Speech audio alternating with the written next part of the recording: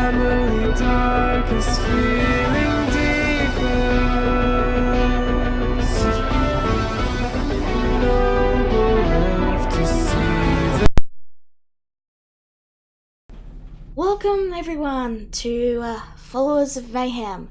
In the last episode, we had a fight with some invisible creatures, and the party came out victorious. In this episode, they are going to be tackling a dragon. But before that, we have a certain meeting to take care of.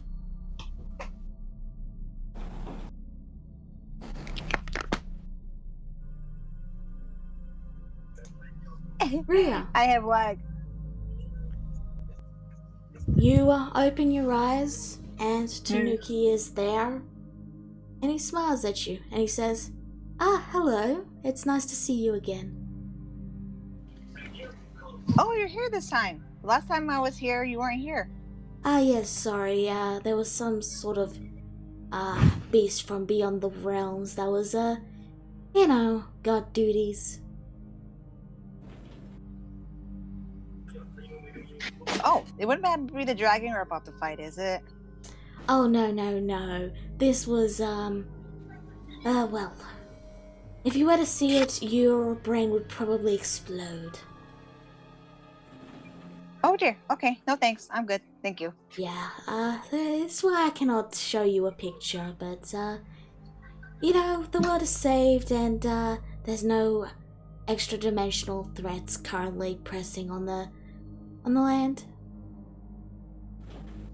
Oh, well, thank you for that then, Tanuki. So, I hear you guys are going to fight quite a little beastie. I wouldn't call it little. You are right. He is quite larger than you are. But I'm sure you will do fine. Though, if you say so. I'm afraid my time is very nearly up. It was nice to see you again, though. You too. Any last words of wisdom? I mean, not last, but yeah. You might want to invest into some potions when you get the chance. And your vision begins to go white. And you appear with a pop surrounded by Duriga, wolves, a kobold being held down by a centaur, and the rest of your party. You may have dear. Hi. Well, Hello, I see welcome back. Tanuki's brought one of you back, but where's the other one? I didn't see him in Tanuki's place. That's odd. I mean, Tanuki did fight something, apparently, so, I mean, I'm pretty sure he's watching after him. I hope. Right, well, you're back now, and that's what matters. Yes, and she looks around the whole group and she goes, I seem to have missed quite a bit, haven't I? Yeah. Don't worry, we all died and got resurrected. You died? I'm joking. No, he's exaggerating. Look, okay, here's what's gonna happen, alright? What you missed is we basically did a whole thing. Vierna got a diamond in case one of us does drop dead, so that's all good. Good anyway, what we're about to do more than once, though, okay? Yes, don't do it more than once. So here's what's going to happen, right? We are currently outside the lair of a black dragon. Some of us are really hurt, and, well, I'm not entirely sure what everyone's opinion of this is, but we should probably take a moment to recuperate before we even start going anywhere near that thing. You hear a branch kind of looks nervous. She goes, snap. yeah. Yeah, I hear a branch snap. You all hear a branch snap. I hold out my axes and I'm still paranoid about the invisible creatures that nearly killed me. A green flame sort of flickers in Vierna's hand as she preps to hurl a Toll the Dead at whatever it is. Kagura instinctively places a hand over the hilt of his sword. You hear a very loud footstep, but it sounds like they're trying to be stealthy, but they're not. But they're failing at it. Should we hide? Yeah, whatever. It's coming from around here. Yeah, whatever's making that sound probably isn't a good idea. Everyone get into this little corner. Yeah. And yeah, while they do that, Vierna is going to take control of Alan again, and have him fly way overhead to see if he can see what it is. Okay. Valen very clearly sees No, flaming Gensai trying very hard to be sneaky. some weird, okay, Vierna says, some weird fire guy with stupid pants. Grisura looks to Vierna and gawks. Did you say flaming guy with stupid pants? Yes, that is exactly what I said. Keep up. Looks like a. I shove Kagura and Vierna out of the way and yell, "Seer, get your ass out here right now!" There's a pause, and then a voice speaks up and he says, "Well, dang, guess you can't be stealthy around old Grizzy, can ya?" What?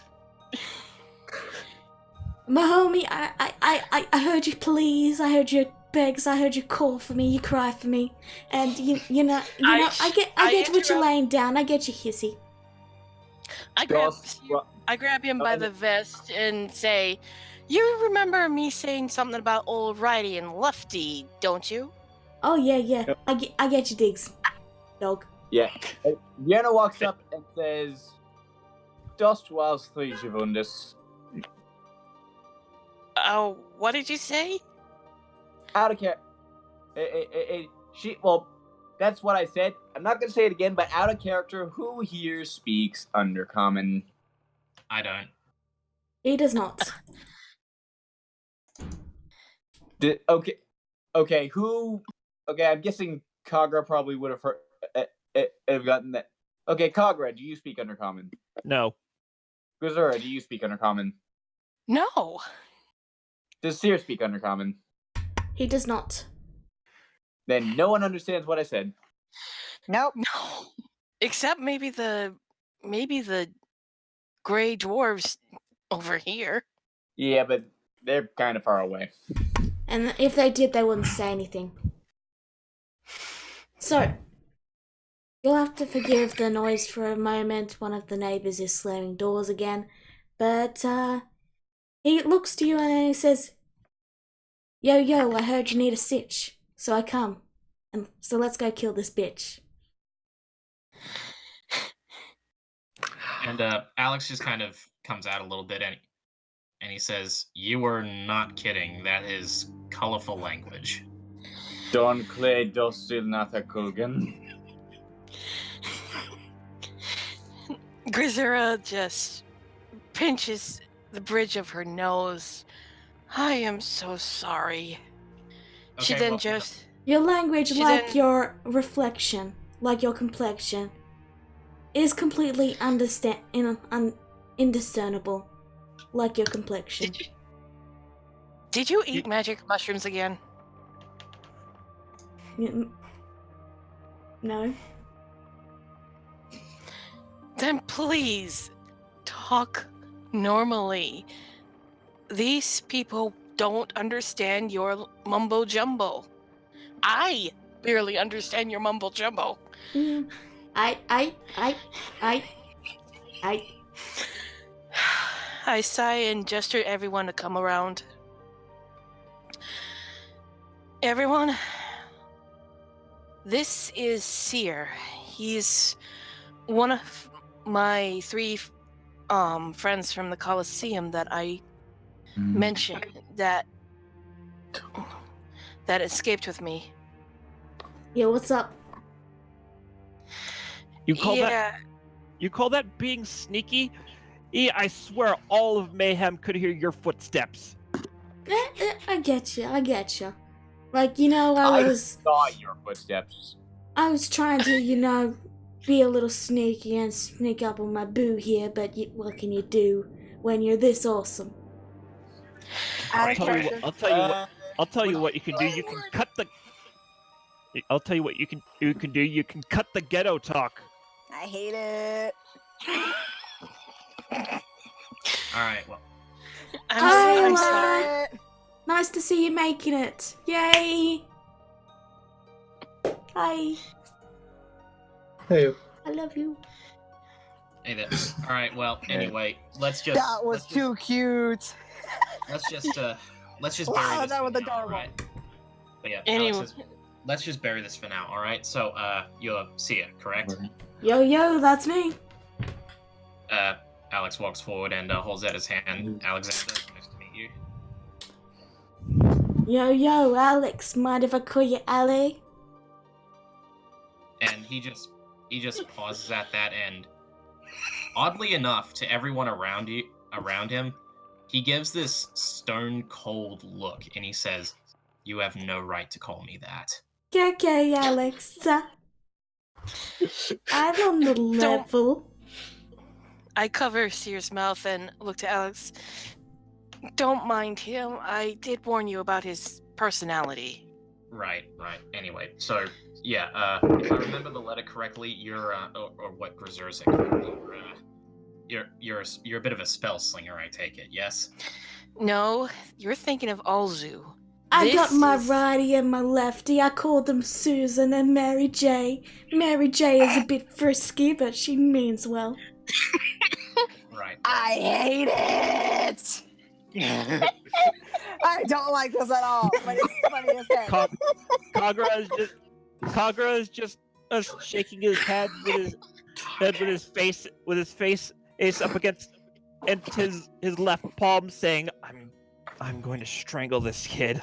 Yo, I got a letter for your blue friend. You know, it's on the level that gray-haired man, the old man, the old guy, the old chill guy. He gave it to me, and I'm to give it to your blue friend there. You know, it's on the level, and he hands Dennis a letter. Vera just looks very, very lost to the way he's talking, and she looks at Kagura like, is he speaking like another language or something? I don't understand. He's just speaking. No, he's being an idiot. Even Sarai never talked like this. Chill, I'm cool. All right. Well, okay. So let's But just you're cut to the chase. All right, we're just dancing around the issue here. What can you Just do? a moment. So Dennis grabs the letter and he opens up and he looks at the top and he looks suspiciously around. Looks at the bottom, looks confused. Then reads it from the top. And then when he hits the bottom, he spins and falls down on his side with a smitten look on his face. Hey, what's up with you now? He doesn't respond. Yo, I think your friend there has had his heart plucked out. All right. Well, you know what, Dennis? You can sulk over it when we're all done. Okay? We've kind of got important matters to deal with here. As for your homie, holla. I'm a good, I can punch it, I can slash it, I can pose it, I can flex it. Basically, And- he punches and burns things. Okay. That makes a little bit more sense. You could have just said You that. do remember? Okay. Yo, that's what I said, you dick. You do remember that this is an adult dragon we're going up against, and right? Those don't exactly burn easily. Yo. Just chill. All right. Chill, dog. Chill. Right. Okay. Yeah. We Uh, can't spend time getting heated, right? By the way, real quick, Valen's just flying around watching our perimeter right now. Okay. Dennis is still not mentally present. Look, Valen would see the kobold slowly starting to step away and head back. Where are you going? He bolts. Ah, shit. Oh. Yeah, Swear- Vienna doesn't really care about that guy. She's like Valen's mostly. She's mostly having Valen looking out for the dragon. Fair enough. All right. Well, okay. So here's a quick question for everyone. We all agree that we're going to sit down and recuperate before we do anything. Yes. Yes. I need some time to explain the situation to Seer. And looking at Kagra, it seems I'm the only one that can handle him. All right. Well, okay. And he looks to Alar and he says, "Alar, are you all right with that? This is probably going to take at least an hour. You're probably going to lose those dogs." Alar just pauses at that and shrugs. Well, what we gotta do? All right. Don't worry. We've got a plan. So it looks like Vienna might be looking at Dennis. She's not. Oh, she isn't? Oh, okay. He's still not mentally present. He has the letter in his hand. If someone wants to, grab it. Yeah, I really don't care about it right now. Okay. Yeah. And Alex Vienna's got her doesn't care mind on about it something right else. Yeah. We can ask about it later, Dennis. Okay. Sorry, but yeah. All right. So everyone agreeing we're taking a short rest. Yo, Vienna- I'm never short. Vienna doesn't actually have anything she needs recovering, so she's gonna. But since we're nearby, Vienna's gonna go grab that treasure chest that Valen spotted earlier. Okay. Do you open Kagra's it? going. I first examine it very carefully to check that there aren't any kind of traps. Alright, roll me a investigation. Right. Just checking that guidance was still... While you do that, Kagra, you were going to say something? Kagura, as everybody starts going off and doing their own thing, and he goes up to the two Duragar and saying, "All right, some of us got seriously hurt in that last fight, so we're going to be taking a short rest. Give our wounds some time to close up." Gotcha, boss. So- Sorry. No. Gotcha, boss. So is there anything I should know from I should know at this moment before I fold my ears down for the next hour or two? We're going to close quarters. Clearly, you two handled yourselves well back there. That's it. They pull out a deck of cards. All right. As for Vienna, Okay. It is trapped.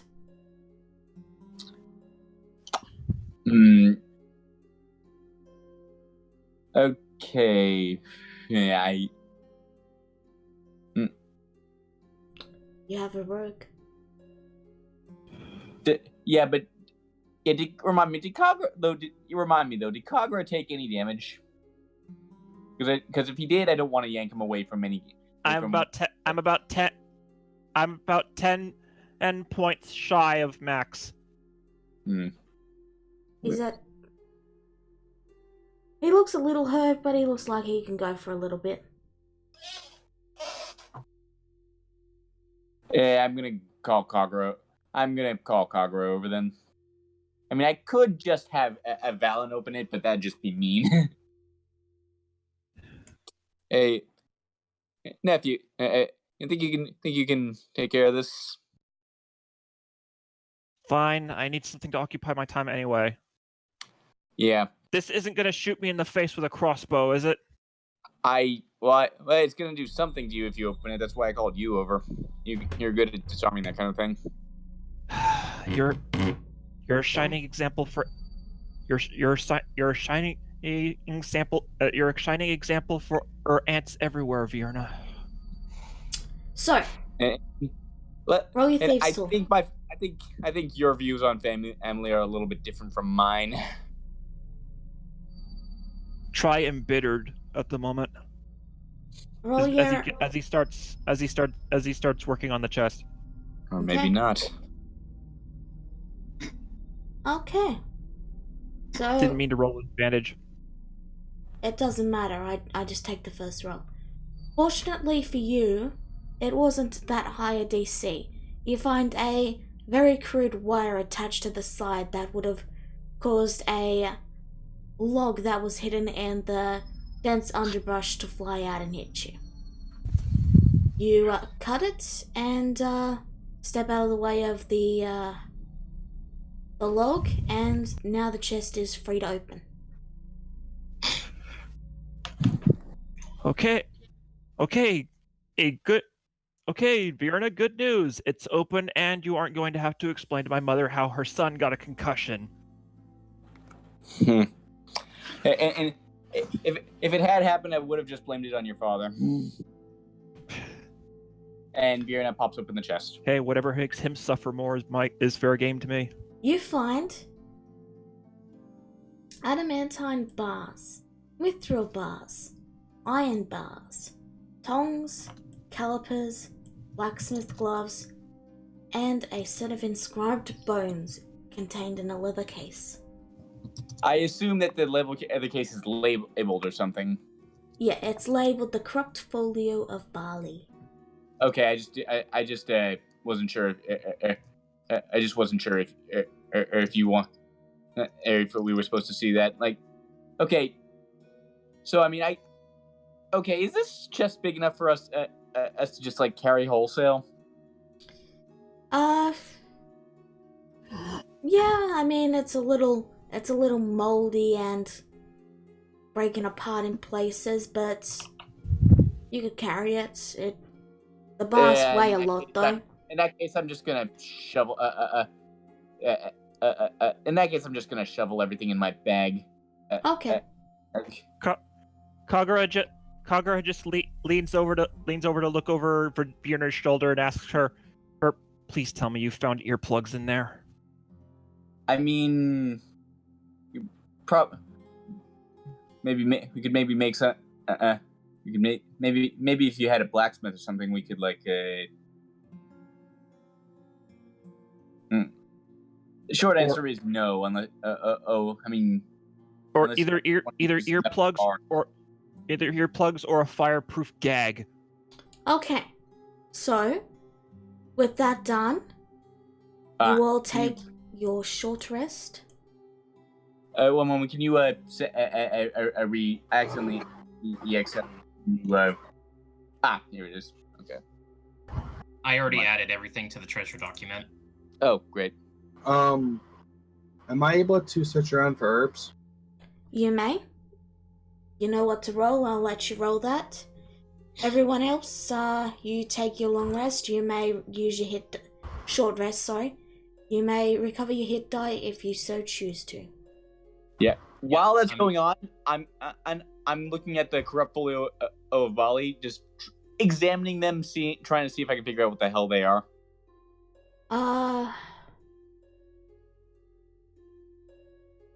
It appears to be written in some sort of arcane language.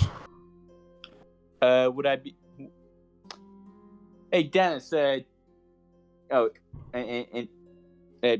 and then I turn around and notice that is Dennis still out, not with us at the moment? How long has it been since he read the letter? An hour. Oh, I mean that's how long on the rest lasts. I don't think you ain't. About 10 minutes. About 10 minutes. Yeah, he's still gone. Hey, Dennis. She bonks him on the head, just lightly. No response.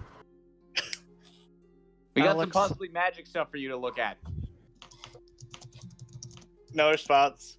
Hang on. Alex, how would Yeah, Kagura. Alex, how would you rate your knowledge of the arcane compared to Dennis? Hang on, just give me a minute to check. I'm decent. It's not my strongest suit, but I know a thing or two.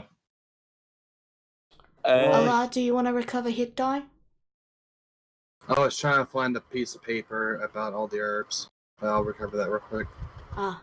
You can just roll it when you have a moment when you have a moment of time, you can just tell me you're rolling it and we'll get back to it. Okay, yeah, I have no spells that will help me here.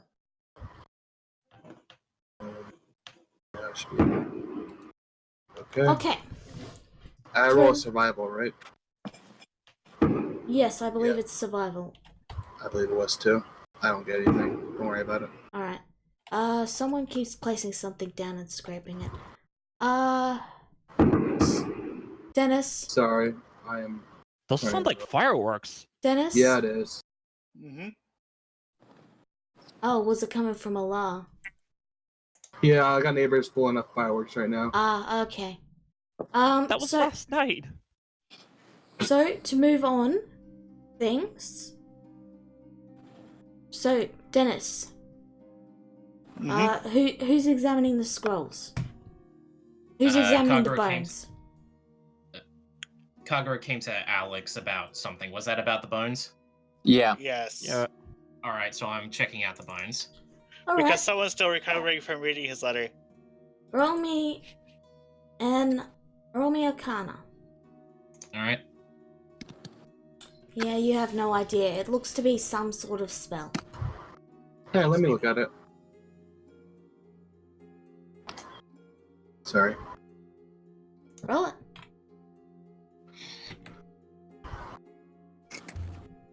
Okay. Yeah, you don't have much luck either. Odds are you'll have to try and snap Dennis out of his funk. Which, yeah, Alex just throws up his hands and he says, got no clue. Talk. Okay, yeah, then I'm gonna just use shape water to just. We're in a swamp, right? Yep. Okay, I'm just gonna use shape water to just splash some water on him. Okay. Gah! What happened? We got an Did I miss arcane. anything?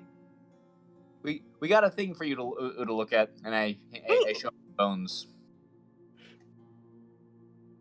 Okay, he takes a look at it. Alright. It appears to be a spell book. A It's very a spell ancient book? spell book containing the spells Burning Hands, Detect Magic, Expeditious Retreat, and Featherfall. Apparently it's a spell book of some sort. You would have to I might inscribe copy them spells into from your it. book to learn them, but yeah. Okay. Are these spells you know already? Detect Magic, Expeditious Retreat, and that's it. Those spells sound relatively tame for something that got inscribed on bones. Burning Hands is like an attack of sorts, and Featherfall is nice to have when you're falling. Okay. All right, everybody, round up. Okay. Also, by the way, I use shape water to yank the water off Dennis. Okay. But like the swampiness remains, though. So, the He has group fought- gathers. You all gather around.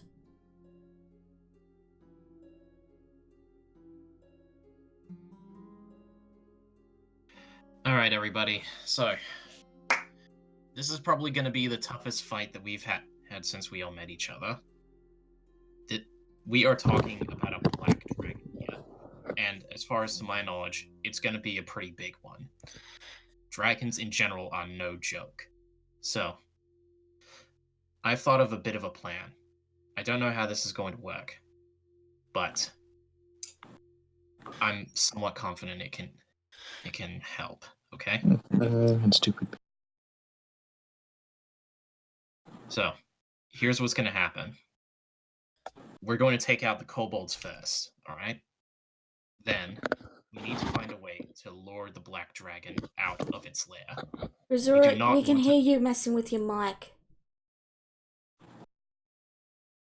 Continue. Right. Because the last thing you want to do is fight a black dragon in its lair. The idea I have for that is a bit different. Well, is a bit risky, but we'll go over that after we've taken care of the kobolds. Now, everyone who's going to be in melee distance of the dragon, we need to do our best to surround it. Because if it cannot move, if it cannot take flight, then we might be able to lock it down. Vierna? Vierna? What? Alright.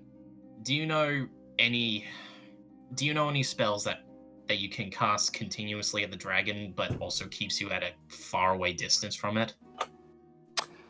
You hear lightning rumbling in the sky.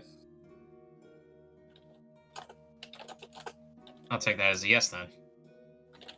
Well, that solves how we're going to stop him from flying. All right. So, everyone who's going to be fighting it, one-on-one, toe-to-toe, that, as far as I know, would be me.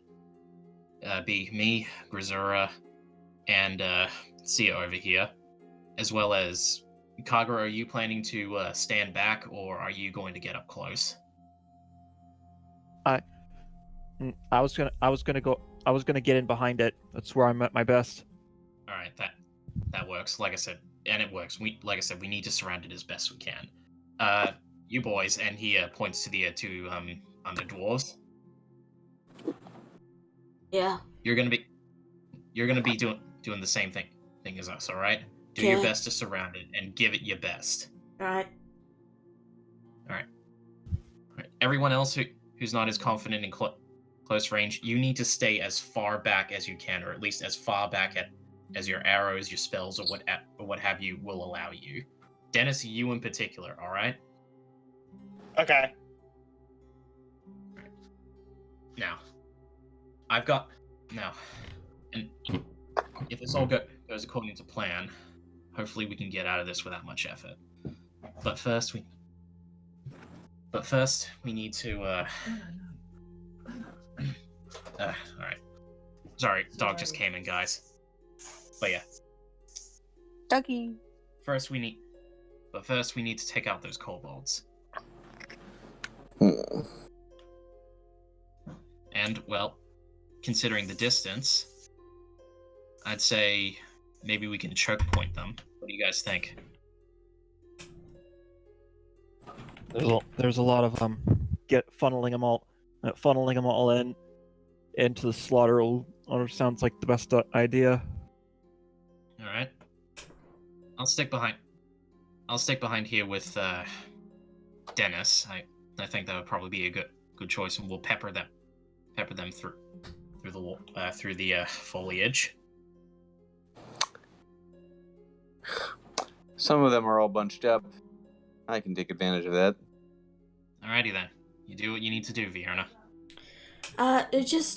Just because of the way the map is designed, they're actually at least spread apart, but because there's a couple of those squares are buildings. Oh. The map is not to scale. Oh, okay. It's just a visual representation. Can we see what the structures are made out of? The structures here all along here are wood. This is a crumbled ruin, and these are stone towers. So the watchtowers are made of stone. Okay. Hmm? Okay. Okay, we could probably take advantage of lighting those on fire, but I don't know if any of us can actually waste a spell at this distance. I'd rather save all mine for the dragon. Fair enough. All right, well, seems like the choke point idea is probably going to be our best idea. Since this map is not to scale, how far away are we from him? You're about in terms of distance, you'd be probably about 120 or so. Dennis can reach that far. Like this map, the The grid is not to the map. The grid is just if you enter combat. Hmm. Like, you'd be around here-ish in terms of proximity. Yeah. No way Vierna's gonna hit anything from that distance without burning a spell slot. All right, we're gonna have to move in then. No problem, Miro. Dennis can. All right, well, can you afford to waste a spell slot? I can do it with cantrips. Alrighty then, that should probably get some of them moving in to come and investigate. Then we can ambush them.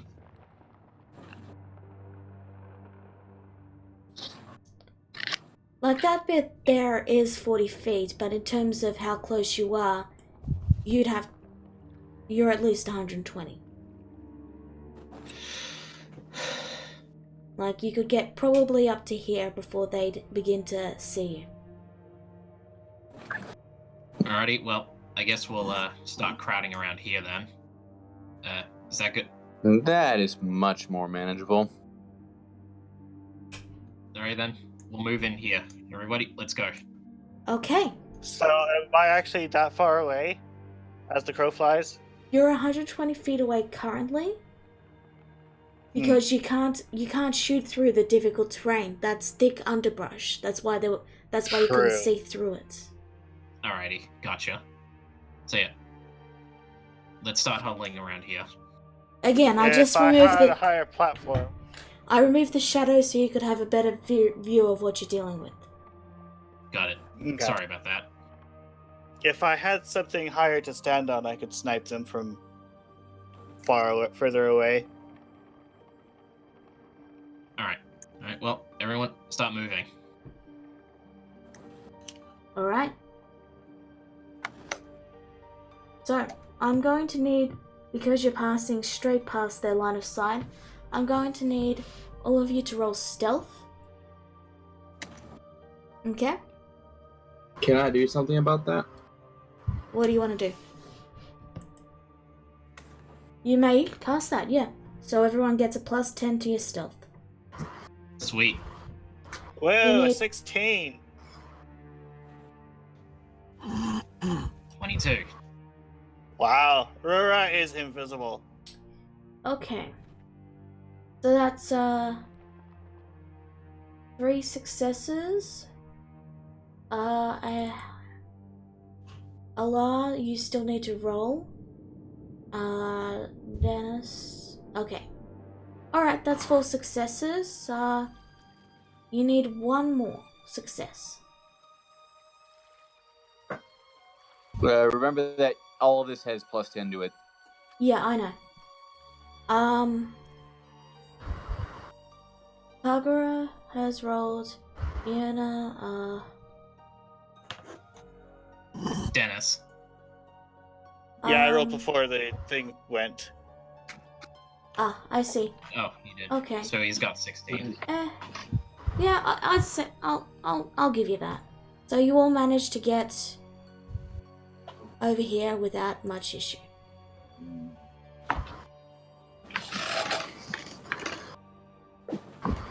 Alrighty then. And I'm just going to... Alex is going to quickly just peek out here, and how far away am I now? You are 55 feet from that guy, 40 feet, but he has full cover, and 65 feet, but he has partial cover. Alrighty That's- then. None of that's gonna matter to me, I don't think. I'm just mentioning it. Alrighty then. And Alex, readies his Eldritch Blast, and he's aiming for the guy in the center here. Alright, Okay. so, And Yeah, he's well, moves forward a bit. actually, wait. Everyone, I need you to roll initiative. This is a surprise round. Question? Hmm? Before we start, can I move all the way back here? You may. You may move to where you want to move. But it's initiative time, essentially. So that's 1 initiative for the enemies. And Seren moves on the same turn as Rura. You control her character. And 1 turn for the allies. Okay.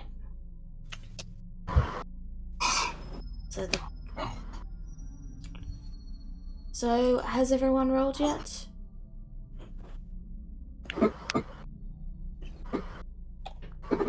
I think so.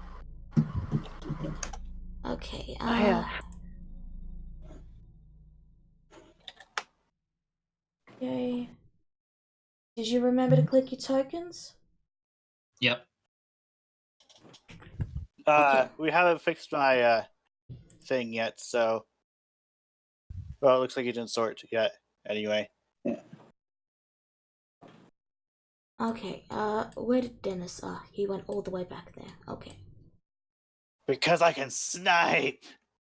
Okay. So Dennis. Oh. Okay. So that is everyone. Mm-hmm. Okay. Kagura, you go first. You said the guys in the tower have full cover, right? This guy, the guy on the left, has full cover because of the difficult terrain that blocks your vision. This guy has no cover. This guy has partial cover from the ruins. All right. And these guys are in buildings, but since we're in combat, I'm going to separate them out a bit so that... But in terms of placement on the map, they're in the buildings, okay? Okay. There you go. Okay. So what do you want to do? Kagura is gonna get behind Alex, take out his short bow. He's gonna aim for this guy. Okay, roll it. You will have advantage and Yep. sneak attack. You'll have advantage. And if you Okie give dokie. me a second, I shall try and get the music working.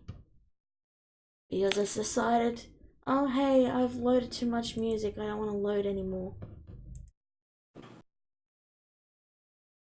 So yeah, roll your attack.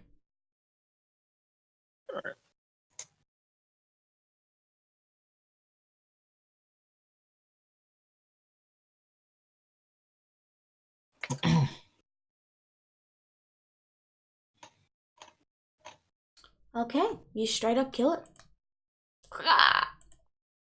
He falls Wow. off the... He falls off.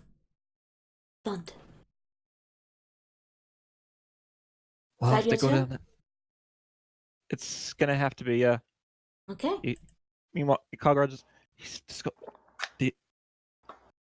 If they all go down that easily, this won't take much effort at all.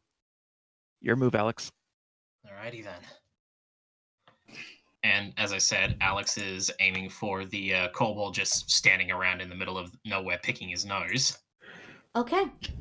Roll it. Alright, advantage on Eldritch Blast. Here goes 1. It's dead. Alrighty then. And hang on.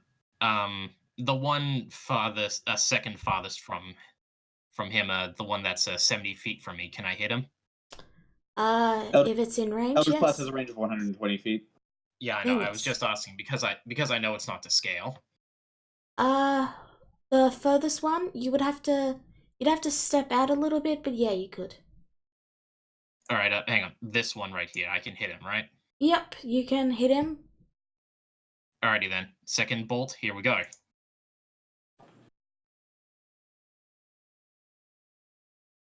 Okay, he's dead. To which, yeah, Alex, he silently pumps his fist and he's like, "All right, 3 down." All right. And about half a dozen more to go.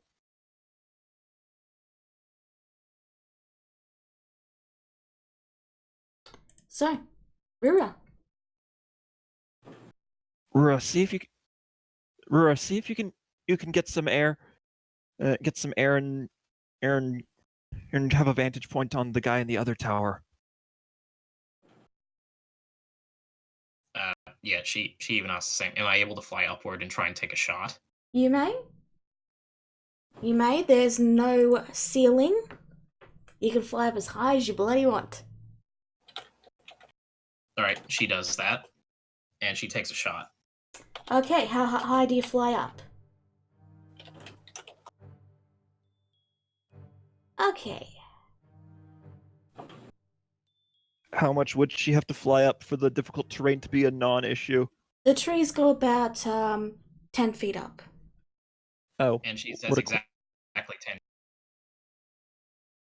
All right, and You'd all have right, to go roll your- 15 to be completely up in the air, but you should be able to hit them from 10 feet. So yeah, take your shot. And don't forget you have advantage. And you have 2 shots. 2 shots, yeah.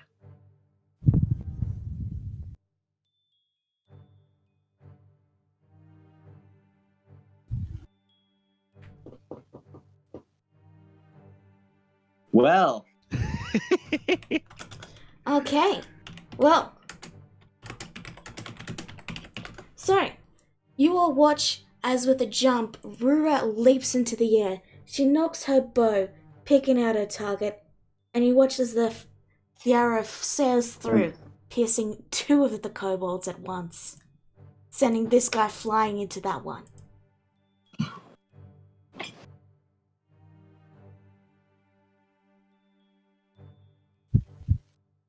I just Alright. suddenly had the biggest urge to play Breath of the Wild right now just from that. So, All right, she takes it. you got another shot. that you Don't do. forget you got a second attack.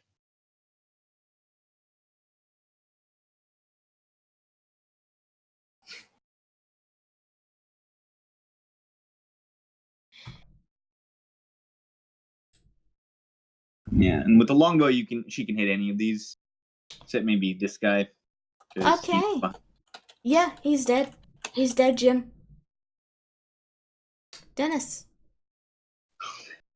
So I am going to be the most awesome sniper and hit the furthest foe I can.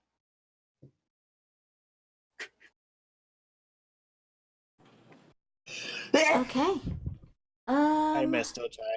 Yeah, that's a miss. I'm sorry. You see a Somebody was- little piece of radiant go whoosh.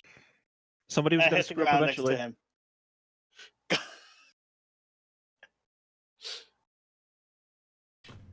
Okay. There we go. So, Vienna. I'm kind of out of range. Yeah, and yeah, unless you get, yeah, I'm not able to hit. And none of my cantrips are that long range. Is the problem? You can move up a little if you want to. Most of them are kind of dead. I guess. Yeah. Okay. I'm gonna move. I'm gonna move forward, holding my shield up, readying in action, and to just take a swing at anything that jumps out at us. It's kind of all I can do at the moment because my Okay. cantrips all have 50-foot range. Alright. So, Grizera.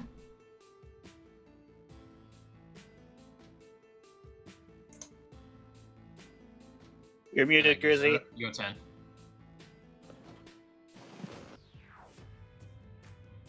I let me really fix don't it. see anything I can do other than sneak my way to here. How far can you throw your axe? Not far enough. Yeah, not far enough.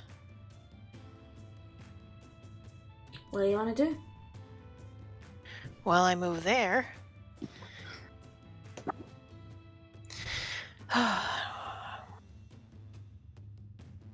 And I honestly don't have anything else.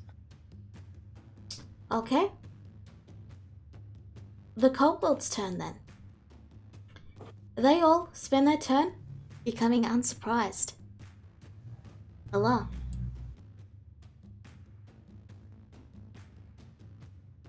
It is your turn.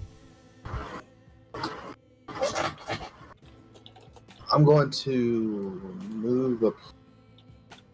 I'm still stealth technically, so can I sneak my way up there? You can try, Okay, I'm but gonna you will try have and to stay. roll stealth. That's fine.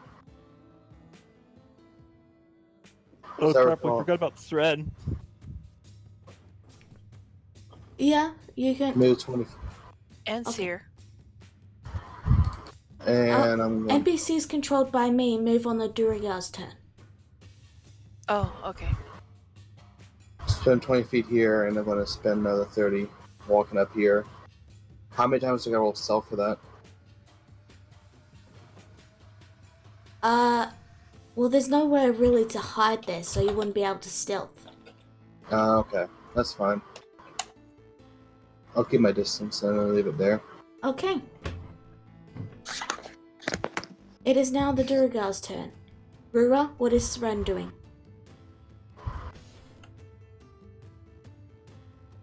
Rura, you're She's muted. typing it. Oh, okay. She's got a roomie over and she's trying to be quiet. Okay. While she's typing that, the Durigar are going to use their action to move. It's 30 feet they can move, isn't it? 25, okay. So they're going to move over to here. And that's their movement. Allah, what is, Here's what Seren's doing. Stay next to me and wait until they get into a range to shoot. Okay. Well, she can't really see anything from where she is, so she'll hold her action to shoot if an enemy appears. Okay. Allah, what does Mittens do? Mittens will. I used You- up one spell slot for him, so I'm going to move him up here. Okay. You should Uh, have access to his character sheet. I do. Okay. And I'm going to. I can't really see you from so I'm just going to hold action until then, for in case an enemy appears, to use Moonbeam. Alright. The Durigar will hold their actions to, let's see.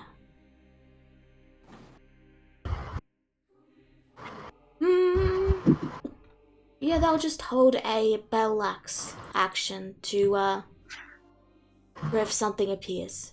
And they can hit it. Kagura. Right, Kagura is going. I'm going to.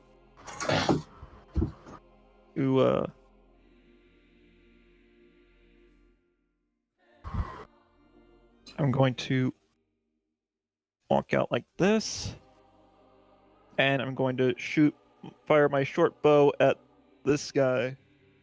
Remember, you no longer have advantage or sneak attack. Or wait, can I still use my bonus action to hide?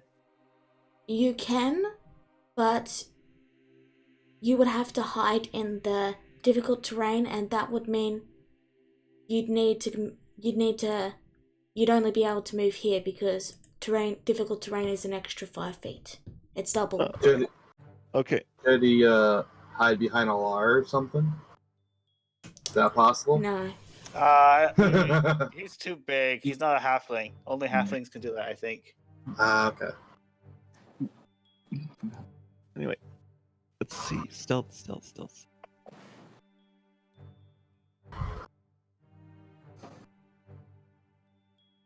It's a shame I didn't have advantage on that. Sarah's just gonna move up there. Alright, now I'm gonna do the short bow thing. Okay. Roll it. Okay. 17 will hit. Oh wait, the 14. Let me just check that, but I'm pretty sure that hits. Yeah, that hits. Wait, he's not hidden? No. Well, he hid first, so he does have advantage. Okay. Yeah, okay. You have advantage, so yeah. It's a 17, and you kill it. Is that your turn? Yeah. Okay. Alex. Let's finish him off, Alex. All right, I'm moving about here, and just checking my distance. I'm sniping. Well, I'm going to throw my Eldritch Blast at the guy next to the. No, not. I probably shouldn't get. Should get him last. He's the god. God, Dragon's probably gonna notice. All right, I'm going Just to to clarify, aim. these ruins don't lead down anywhere. They're just a structure, like a little house structure. Okay, never mind Okay, then. so that's not a cave leading to the Dragon's Lair. Nope. All right, well, in that case, yeah, I'm hitting this guy right between the eyes. Okay, roll it. All right, here we go. Eldritch Blast 1. Yeah, he's dead. Awesome. All right, here we go. And then I'm going to aim the second bolt at this guy. Yep, okay. All right, here we go. Second blast. Yeah, he's... Oh, wait. No, yeah, he's dead. Okay. Rura. You are 10 feet in the air. What did you like to do? Okay, she's moving there. In fact, I'm gonna add your, how far you are into, I'm not sure what that 13 is, so I'm just gonna use the blue square to show your feet, your height, okay? So there you go. You are 10 feet in the air according to your height. Alright, shoot it. Right. Shooty the booty. We're bringing that into this now too. Shut up. Yeah, he's dead.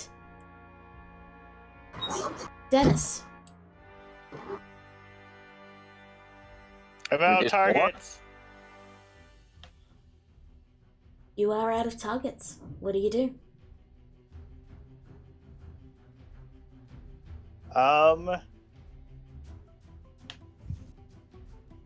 That's a good question. He's probably gonna start to head up to the group, figure out what to do next. Okay. Vienna. Okay, I'm gonna send. Well, Valen's gonna start flying ahead, and to just check that everything really is clear. Vienna's gonna start examining these stone towers. Okay. Valen's gonna need to roll a perception check. That he will do. Let me get his character sheet up. I think he's proficient in that, but I'm not sure. I mean, it would make sense, but yeah.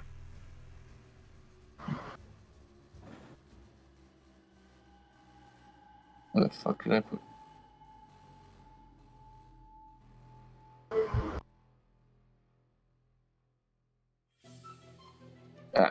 There he is. Indeed, he does. Okay, roll it. 17. Alright. Valen can't see anything except a couple of bubbles in the pools. A couple of what's in the pools? Bubbles. Okay, it's probably fish or something. Or it could be where the dragon's sleeping. Okay, so yeah, he's gonna. Okay, once he makes that pass, he's gonna fly over here and settle down, taking watch on the other tower. Okay. Rizura. And, like, Diana's just examining this tower to see if she can find out anything useful, and also if it's sturdy enough to serve, if that it might come in handy in the dragon fight. It's rather crude and makeshift, but it would hold at least a person's weight. Yeah, I'm guessing it's pretty clear that the kobolds made these. Yep. Okay. Okay. I mean, it is cover, so would be a good place for someone to fight at range. Rizura? I sneak 30 feet. Okay, you have to roll stealth. Okay.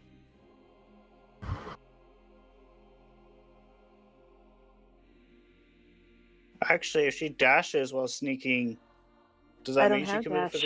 30 feet? I don't have dash. Well, you can dash as an action. But you can't dash and sneak both take an action. Yep. Okay. So, because you're not a rogue, you can only do that as your action. But you're reasonably sure you're hidden. Okay. Okay. And that would be it. You all watch as the bubbles in the pool begin to become more and more violent. And then Uh-oh. a blackened head begins to slowly rise out of the muck. Which one? I'll show you in a second. This dragon is black, sickly looking. A black, misty aura surrounds it, and thick sludge drips off its body. Its smell is absolutely foul. And as it places down its clawed hands on the ground and rises out of the pool, it shakes off the foul water, and droplets of the sludge fall onto the ground. Wherever the sludge lands, the plant life there just dies. You are killing my toys. I feel like this was the opposite of the plan. Fiona is slowly, casually... You cannot. You are still in combat. Oh. You destroy my toys, I destroy you. And They he's were in our- going to look right at Fiona, his claw coming down as he This was the opposite of the plan? as he crushes the tower. And his mouth opens, his maw dripping with the black sludge. And I need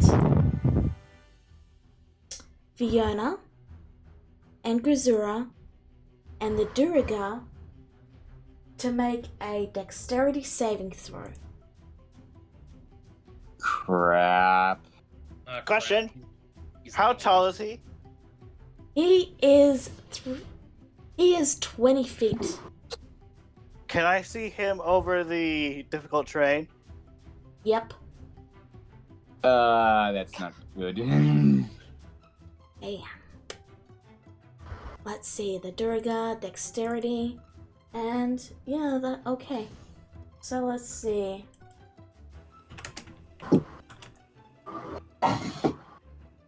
This is gonna hurt. Oh, wow. I'm down.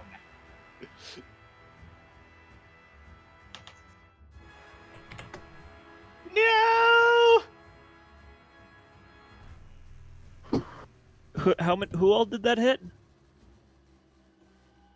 How are the Duergar? It's a line.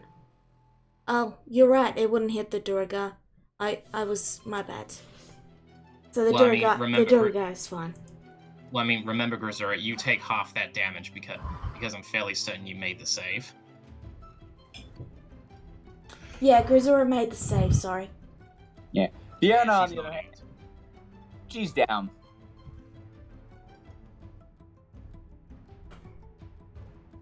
He, I have a bad feeling about this. you are likely going to die. I will make you my toys and feast on your flesh.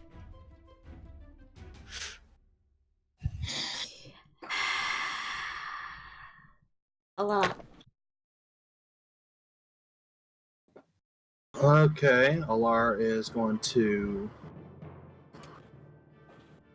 use her bonus action.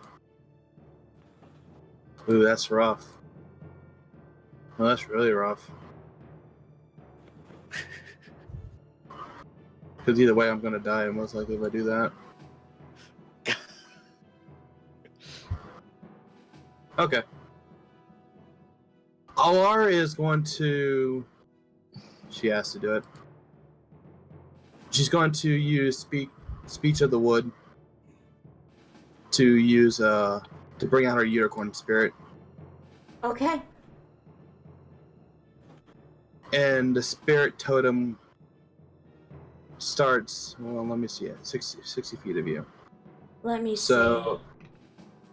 That's on the fancy appearing weapons, and it's the squirrel. There you go. That is your little squirrel. all right, I'm deciding where to place it. It has an aura. Let me give you control of it. Okay. Law's healing spirits, save, and can be edited and controlled by Law. There you go. You should have control now. Okay. I'm gonna place it right there, and it'll give me. That's fine. Yeah, I'm gonna place it right underneath Rura. Okay. And then Alar is going to run over to Grazira because she got hit. And no, I got you. Don't worry.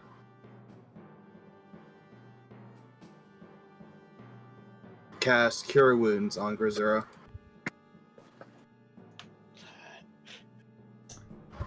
Okay. And everyone within the radius also gets healed. And the radius is 30 feet. Okay, let me. So this is your healing aura, yes? Yes. Okay, let me give you a aura 1C. It goes and on give the it squirrel. 30. There we go. It's on the It goes squirrel. on the squirrel, doesn't it? Yeah, Yeah, it it's goes on the squirrel. Ah, okay, let me give It does. the. Yeah, that being said, it does not affect the dragon. Okay. See? Well, it affects people who I save. choose. But yes, Jack would not be the choice. Yeah, alright, give me a second. I'm fixing up the healing aura here. Okay. And let me just Okay. post how much they would heal off of it. Equals to your druid level, so that everyone heals 6 with an additional 6. Or additional 5, sorry. So, That helps. Vienna, you come back to life, and the dragon is just laughing at you. Its breath is rotten and matted. You can just smell death on it. You know, if Yerno were and just struggling to breathe right now, she'd probably make some smart remark right about now. It's the Duergar's turn. They are going to move 30 feet closer. Remember, guys, stay spread out. Yep, okay, it's just difficult because of... Okay, so they're gonna move here. And then they're going to begin to grow in size. I was waiting for this. You watch as they become large. Cheers. Oh, you two were holding out on me. So, they are going to then throw their alchemist fire. This is their second one today. But that is going to be their attack. And let me just... You'll have to forgive me, I'm doing 50 things. Okay, so the first one misses, but okay. So, Anna needs to make a dex save. So, oh, it actually fails that. So it takes 1 fire damage every turn. Okay. It rolled well, I'm sorry. But it's something. Oh no, wait. The dexterity save was to see if it can extinguish it on its turns. So yeah, it just takes that at the start of its turns. Okay. So that's their turn, I believe. Hey, if Paper Mario the 1,000-Year Door or has taught me anything, 1 point of fire damage per turn can make all the difference. So, Kagura, it is your turn. All right. I'm going to do let's see. Trying to judge what would constitute as a straight line in this situation.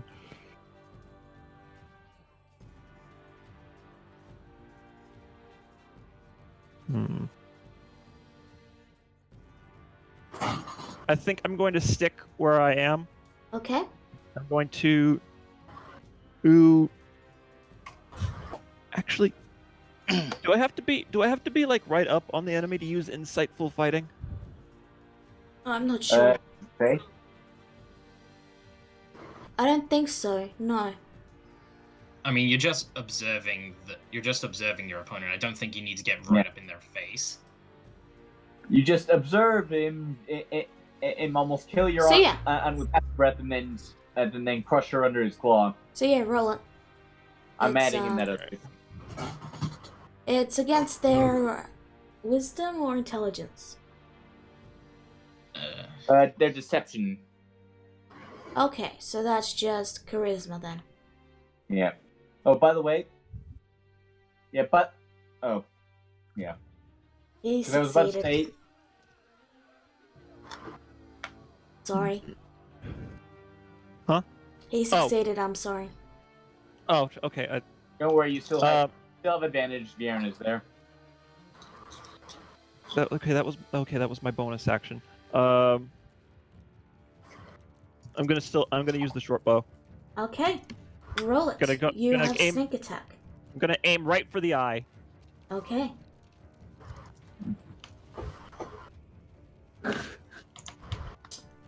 Okay, yeah, that'll hit.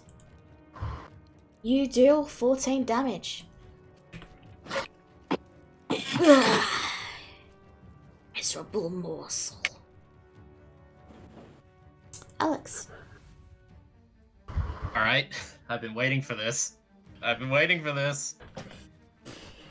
So yeah, everyone nearby notices Alex is growling, like almost like an animal. He's growling, and the pupils in his eyes have like shrunk down to almost pinpoints. He, let's see, hang on, I'm just testing things.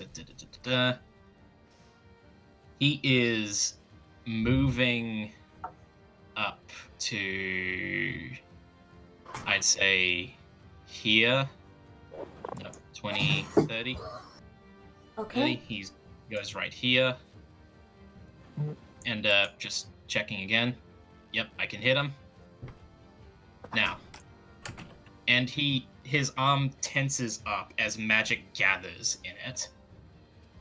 And he lets loose this. You watch as the energy hits the creature and frost begins to form on it. Its wings starting to jolt and shiver. And it turns its head towards Alex and growls. A low, guttural, and aggressive growl. To which Alex, he smiles back and he says, "You feel that? Well, you're going to in a moment." And he lets loose an Eldritch Blast. Okay. It does double damage and it hits. Yep. Here's the second one. I know That's a that miss. probably doesn't hit.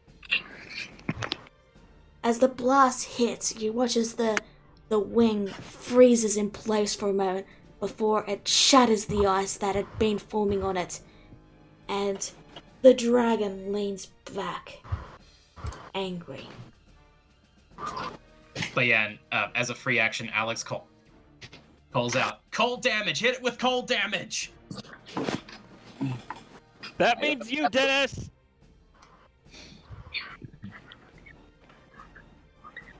Rura.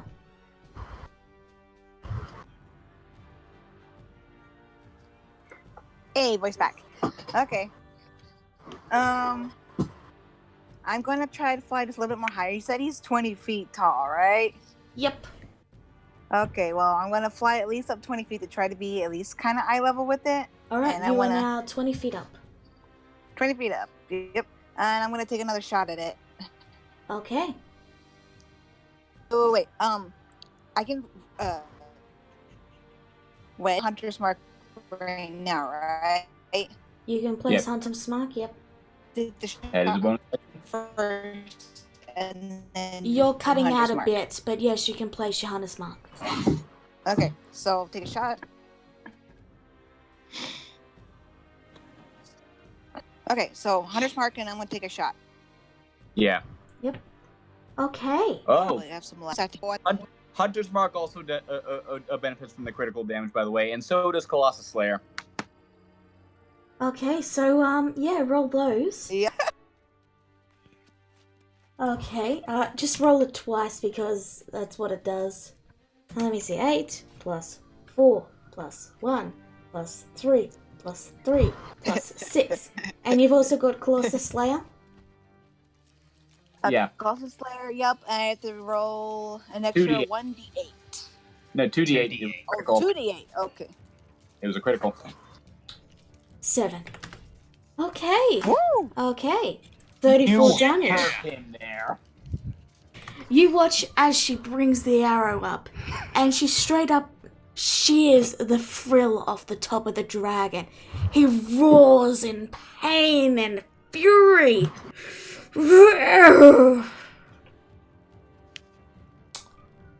Dennis. Rura OP, don't nerf. I'm really So surprised I'm Dennis- doing so well. It's gonna move up 30 feet. So his ice sphere will be in range. He places it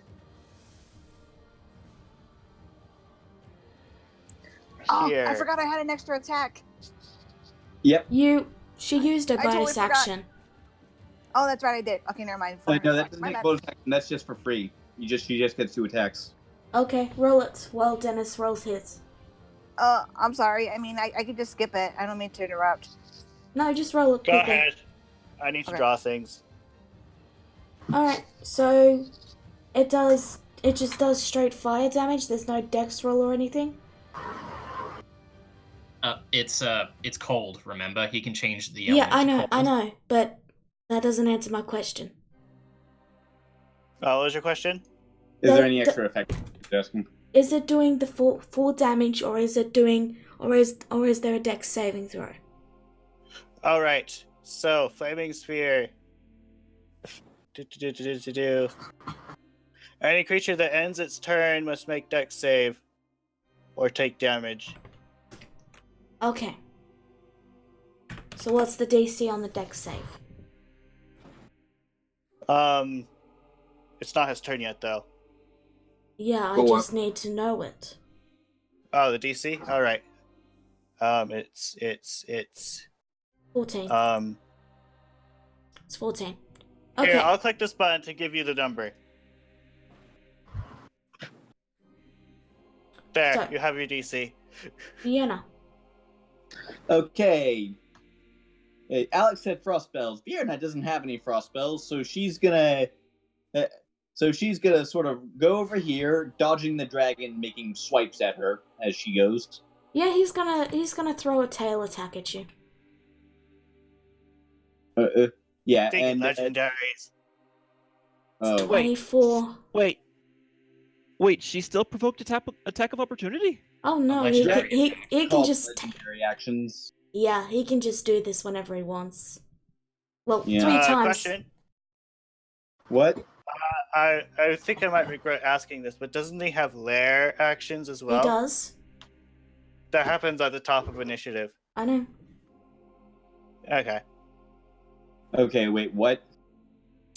Okay, so he hit you with a tail attack. And a 24 does hit, I'm sorry. So you take 14 damage. Okay, I'm down again, but you will suffer a wrath of the storm in return. Alright, roll it. Okay, so that's a dex save. Yeah. And he fails, so he takes 6 lightning damage. You want to max that? No, I need that for something else. I forgot Okay. sprint again. Dang it. Apparently, Lala says that Sren will just move on the DM's turn. Oh, okay. Or on the, yeah.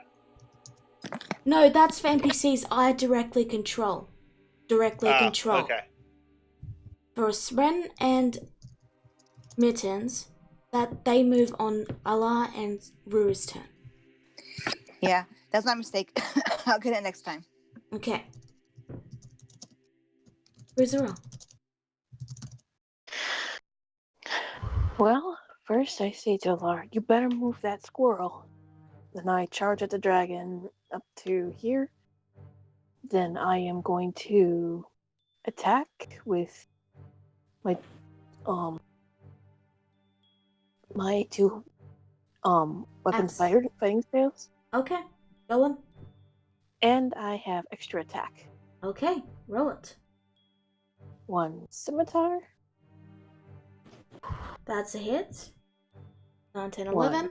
turn. Okay, What? that's another hit. He takes 6. Alright, and I got 1 more. I'll go with the scimitar. Okay, that's another hit. Takes 5, 6, 7. Oh, if I had advantage, I could have done savage attacks.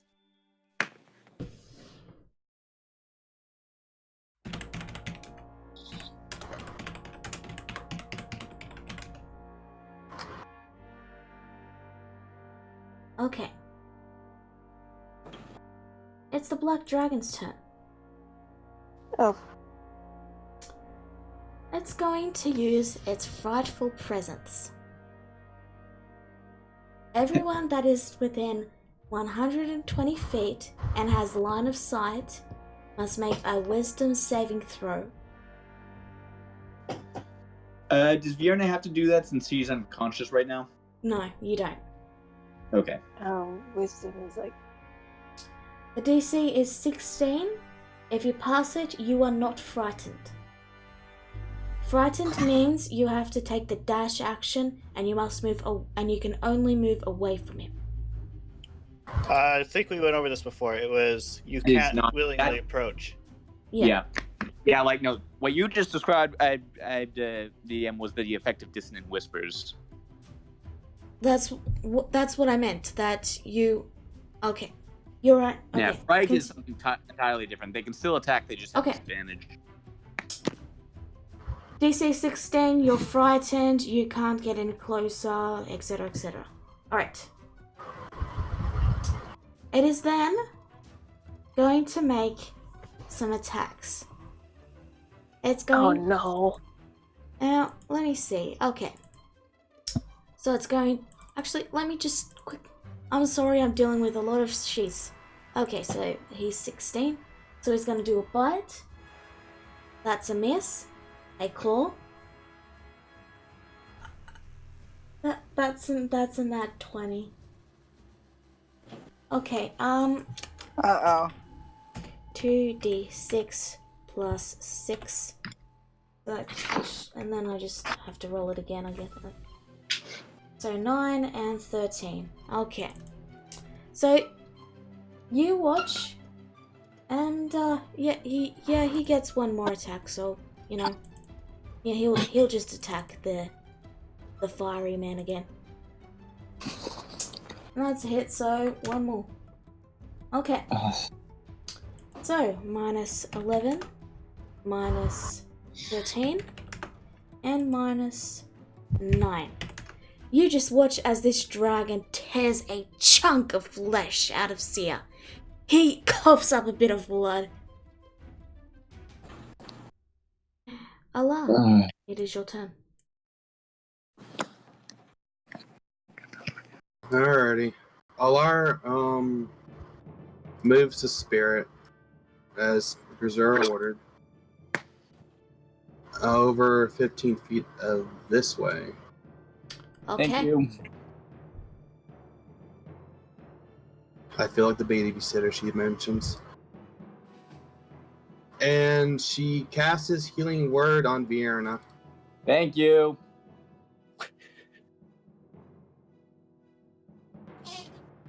You get that, and you get +5. Alright. Everyone gets +5.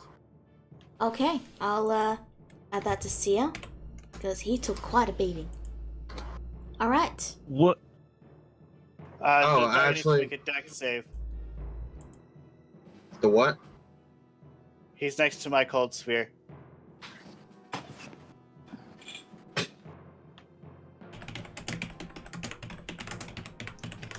Oh. Is it next to? I thought it had to be in. At the end of the dragon's turn. Okay. He fails. He takes 16. Wait, that's minus, not plus. I don't want to give him health. Okay. So, Allah. I'm keeping my eye on you, you cheater. 15 feet. Let's see. No, it'd be here. You're just out of range. What a pity. Okay. He's going to instead make a tail attack at one of the Duragar. It hits, and let's see. Oh, that's the wrong button. Oh yeah, I know why that's doing that now. It's because I have to use my DM screen and not the... There we go. Okay. So the Duragar takes a solid hit, and he grunts. And I believe it's half damage while enlarged. Is that right? Yeah? I don't know. May I have to double check this? It doesn't say on the sheet, so I'm just gonna say it's flat damage. I think it just buffs their attacks. Yeah, I believe it does. Okay. It Hang is... on, I got mittens. Yep, Since go ahead. Mittens is also going to cast healing word on Vienna. Okay. Is that affected by the aura, or is it just the base healing word? It's going to be the base healing word. Okay. He has to be within 30 feet, so he has to move up right by your side. And With he's healing still word? wearing a towel. Oh, you're right, it's 60 feet, my bad. Yeah. So I'm going to cast healing word. Cast that as a level 2.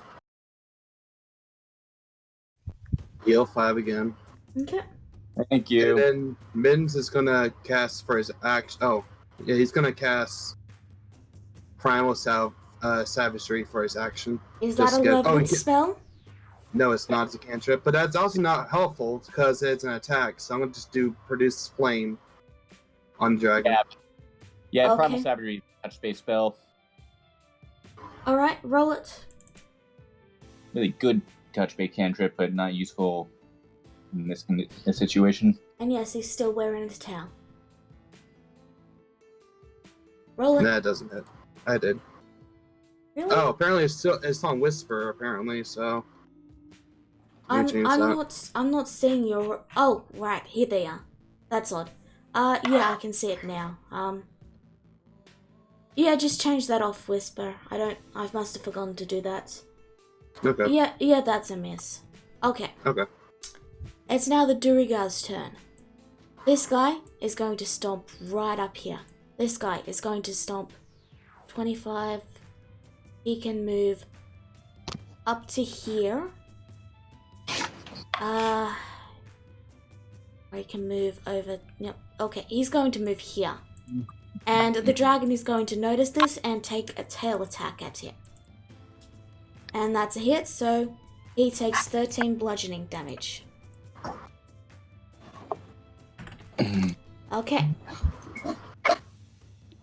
So, the Durigar are going to... The one that's close will attack with his battle axe.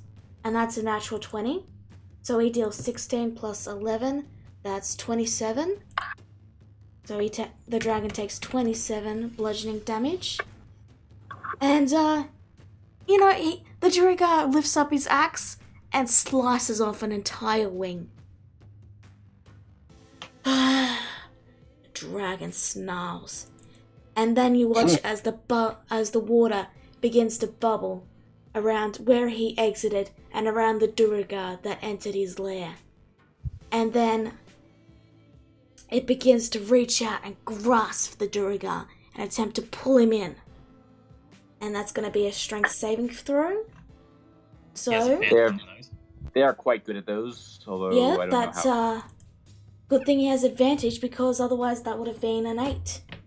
So yeah, he managed to pull the water off and step out of the way. He snorts. The dragon narrows his eyes and snarls. And, let me see. Oh yes, Seer is next, and he takes 3 scimitar attacks. And, let's see, only 1 hit. The dragon takes another 8 slashing. And it is Kagura's turn. All right. Kagura is going to. Ooh. Yeah, but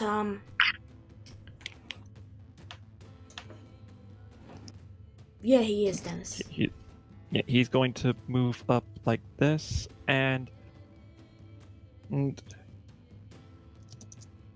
gonna just take Actually, one he more. has. Take another step up. You're right. He has flurry of blows. He's gonna attack one more time, and that hits. So he takes another 4 slashing. Okay, roll your attack, Kagura. All right. I believe that's sneak attack with advantage already. Did you stealth? No, I was just speaking on account of the other people standing around the dragon.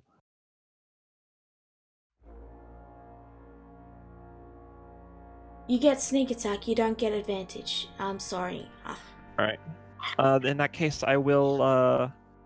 In that case, I will go stealth. Okay. Yep. You are pretty stealth, I think. Okay, short bow time. You hit. You tear a massive chunk through the forehead of the dragon. The dragon glares at you.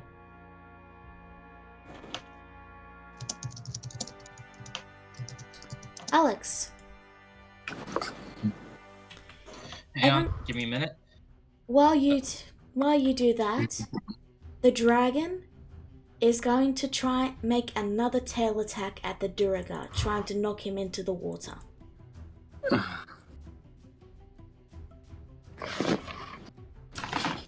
Alright, he knocks the Druiga slightly into the water, and the Druiga takes another 11 bludgeoning damage. Okay, you may go now, Alex. Alright, here we go. So what I'm gonna do is, I am moving away about 25 feet over here. And then I am making an attack on. Then I'm going to use Eldritch Blast on this guy. Okay. Do I have advantage due to flanking, or is this just a straight roll? You don't get advantage on flanking with ranged spells. Alright, just wanted to make sure. Alright, here we go. 1 bolt. How do you want to do this? Yes! Alright. Alex. Woo!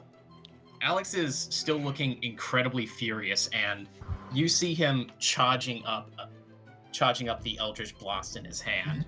And what he does is he bolts straight towards the black dragon, like running and yelling like a madman. He vaults up onto its horns, looks it dead in its big eye, and pulls back his hand, and he says, "This is for Jeremy, you bastard!" And gives him an Eldritch Blast right into the eye.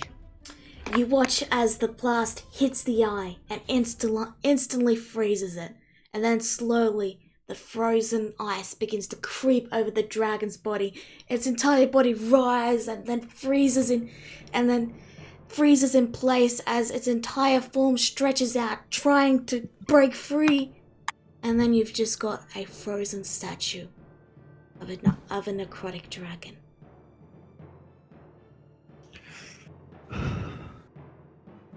Alex ain't done. He pretty much takes Wanderlust and he just keeps like hacking away at it until the thing just crumbles. There are now frozen meaty dragon chunks. And combat Question is over. Were his additional attacks out of initiative? Get with flavor, Dennis. But yeah, Because Alex Dennis is is bummed he didn't get to do an ice ball, so he's gonna do one anyway. You may do so. You knock the head and it goes flying, spinning in a circle.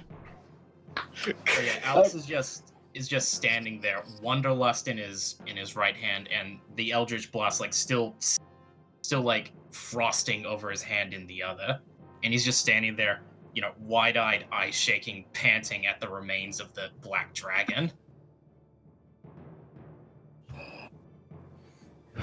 You then We're just kind of flying in the air, shocked, seeing all this.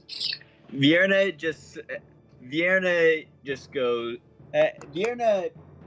like pushes her way. Vierna like just gets to her feet after having been knocked out twice.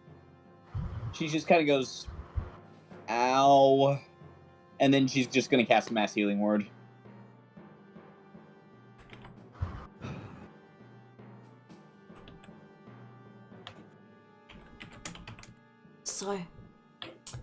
So yeah, everyone who's taken damage, you get 8 hit points back.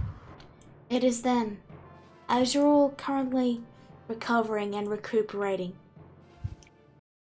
that you hear a voice call out from the ruined structure that a kobold was standing in front of. Becca? Yes, hello? Hello? Hello? Everything's suddenly quiet. Who's What there? places is going on out there? There's someone there? Is there someone over here?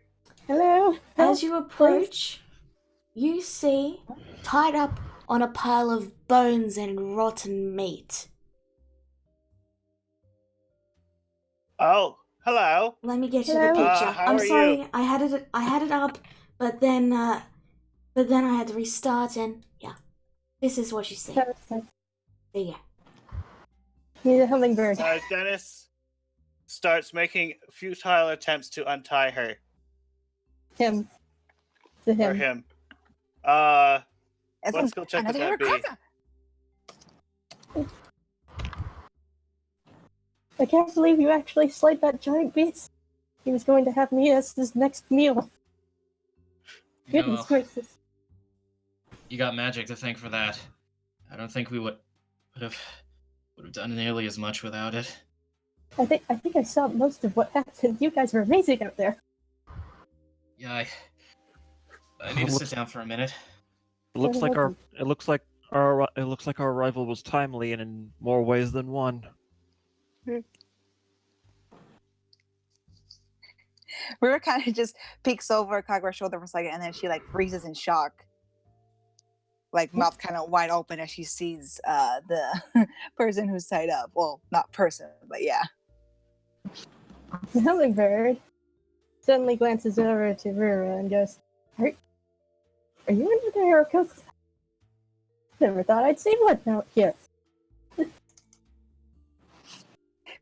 She just looks shocked. She just points. She goes, "You are like me?" Well, I imagine if you're not at Tenjiokai. No. She just looks absolutely shocked because she's never seen someone else of her kind before. a bit, of course, the feathers and everything is a little more different, but she could tell that they're basically the same. And she's like, "You're an Aarakocra like I am?" Why, yes. Please, excuse me. Allow me to introduce myself. My name is Judah Flowerhead. I am an explorer. I was researching this area when the kobolds captured me. And shot me out of the sky, they did. It wasn't quite them. Well, you're not hurt or anything, are you? It may take a little bit of recovery, but I should be fine the next day. Give it some rest, some food, some water, you know.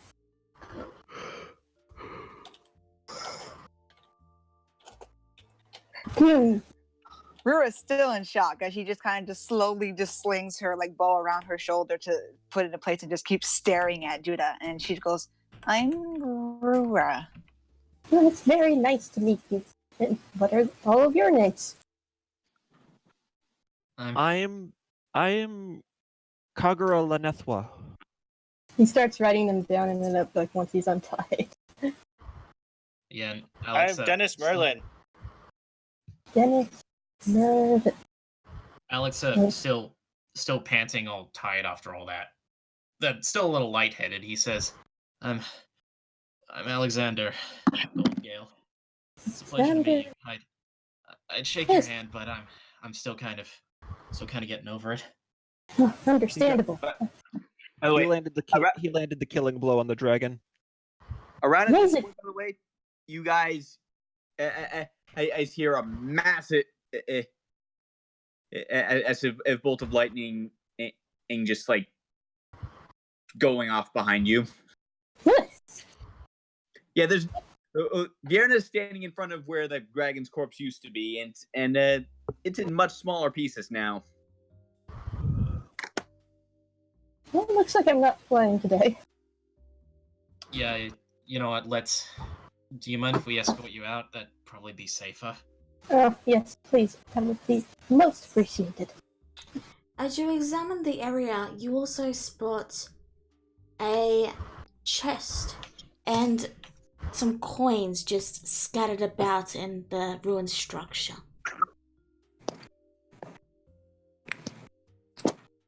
Alright, how much is there? Give me a second, and where did I put it? Sorry, okay, here it is.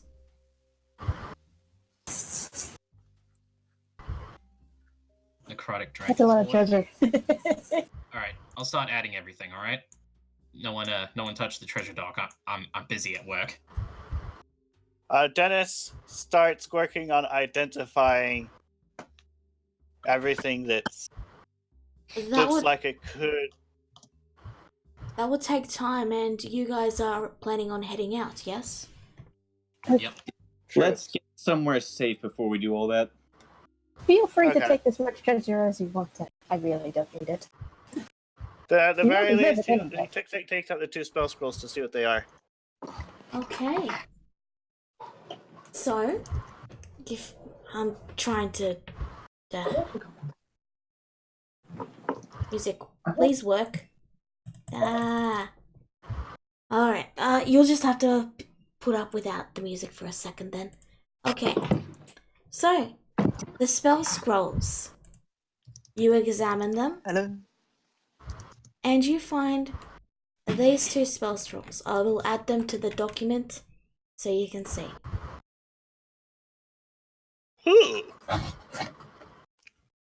But one of those is a bit beyond any of us right now.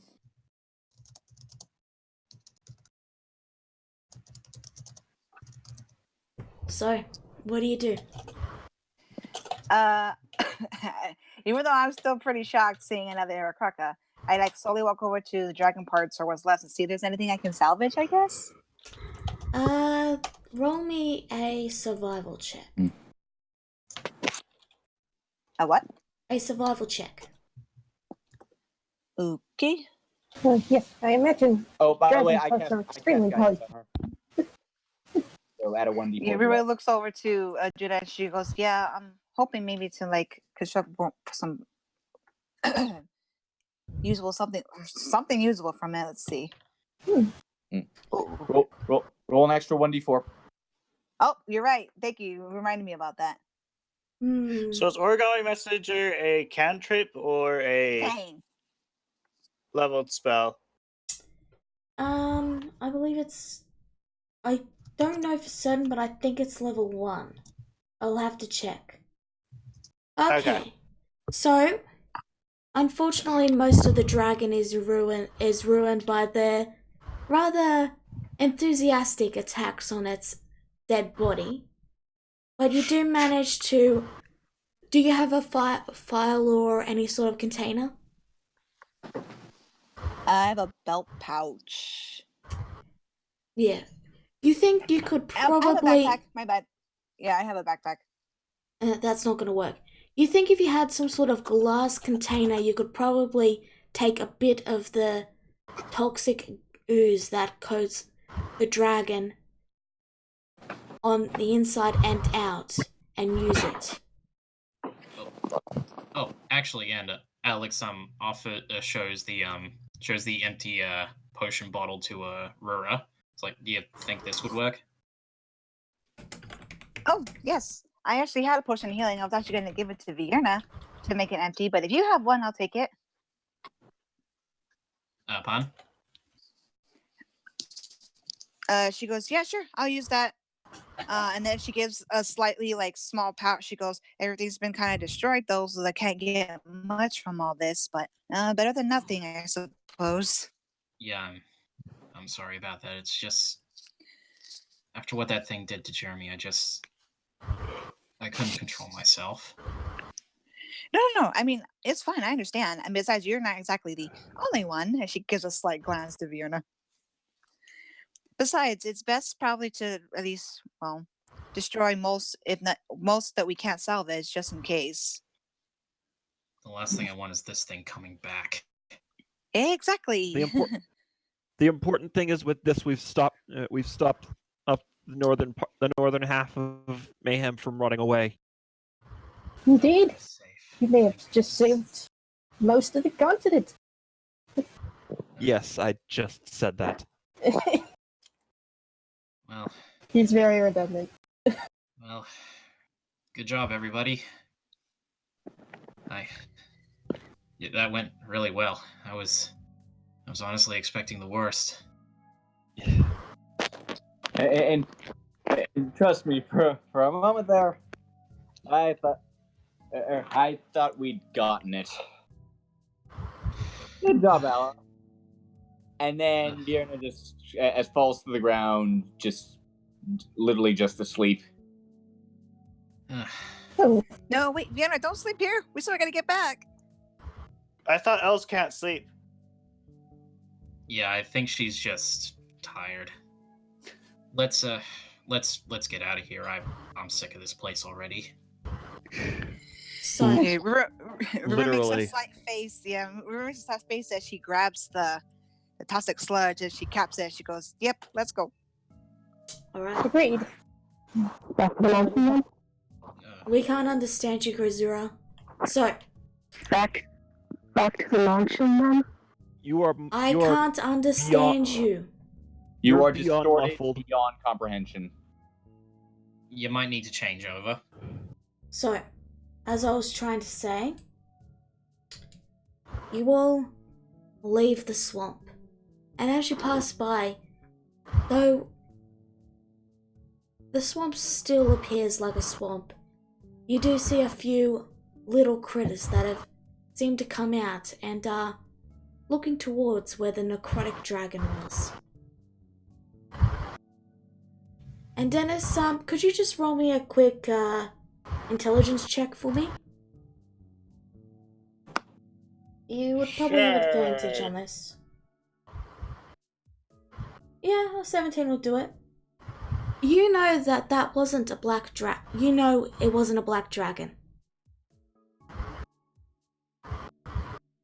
It was a necrotic dragon. It's a very similar type of dragon to a black dragon, but they severely damage the environment around them. So apparently, it wasn't a black dragon; it was a necrotic dragon. That would explain the rot. Wait, hold on. A question. Just a quick out of question. Out of character question for the DM. What were the shape of its horns? The shape of its horns? You know, Yeah. let me just, Now, again, this is... Forgive some things in the document, it was just... Again, it was... It's basically a semi-homebreed black dragon, but, it's slightly different. Okay. It's still all right. It still has the horns. All right. Okay, got you. Just wanted to make sure. Alex, pretty much being the resident dragon expert that he is, he says, "Yeah, I could see why maybe Elnath and the others might have confused it for the black dragon. The horns are usually a dead giveaway." So, you all are on the road. Where do you want to go? Do you want to go to Prosh, or where do you want to go? Alex steps aside from the group for a minute and he says, "Everyone, could I make a suggestion?" Sure.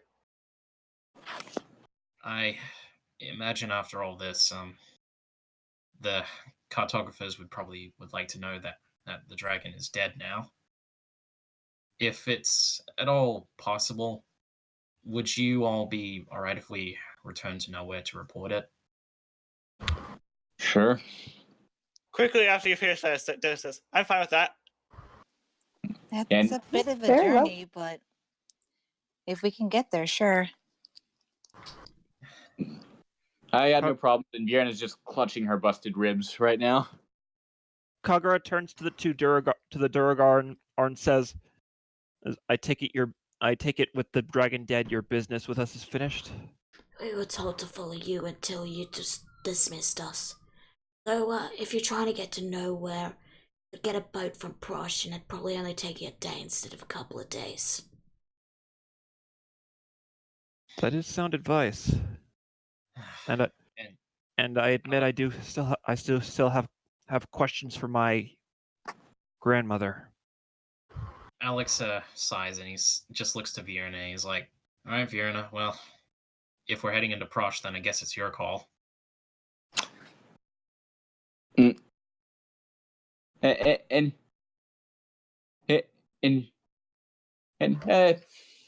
if you want to. All right then.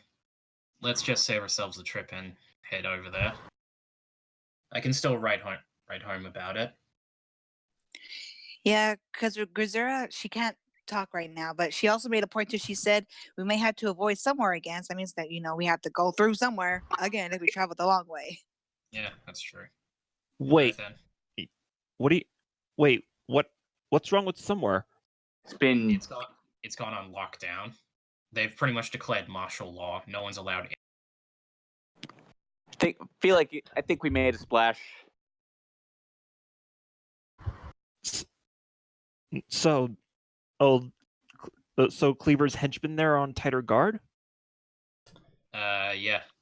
To clarify, you didn't see any of... You just saw bandits and thugs. Just bandits. Well, yeah, I mean, it just looked like general bandits and thugs, so it's probably a safe assumption that Cleaver's lot may have rolled into town. Yeah. Wait, you guys didn't see... Wait, none of them were dressed up like guards? Like when they confronted us when they confronted us at the docks with that Lariska woman? Well, that's what Law and what was his name? Sorry. That's what Law and Sarai said.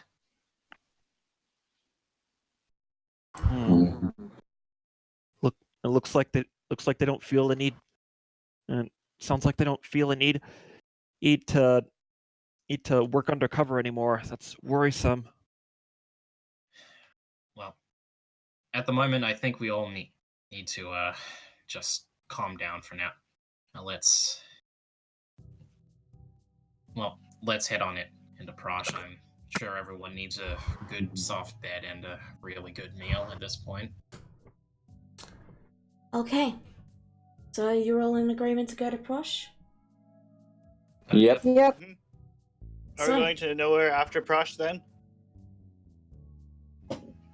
Alex was just making the suggestion because it's like he knows Vienna doesn't want, well, like she probably doesn't want to go anywhere near Prosh, so it's like, well, nowhere's the safest place that we have at the moment, so there you Yeah. go. Fiona doesn't want to, but she also gets that it's the best idea right now. So, as you all begin to approach the city, you see two odd fleshy constructs standing guard.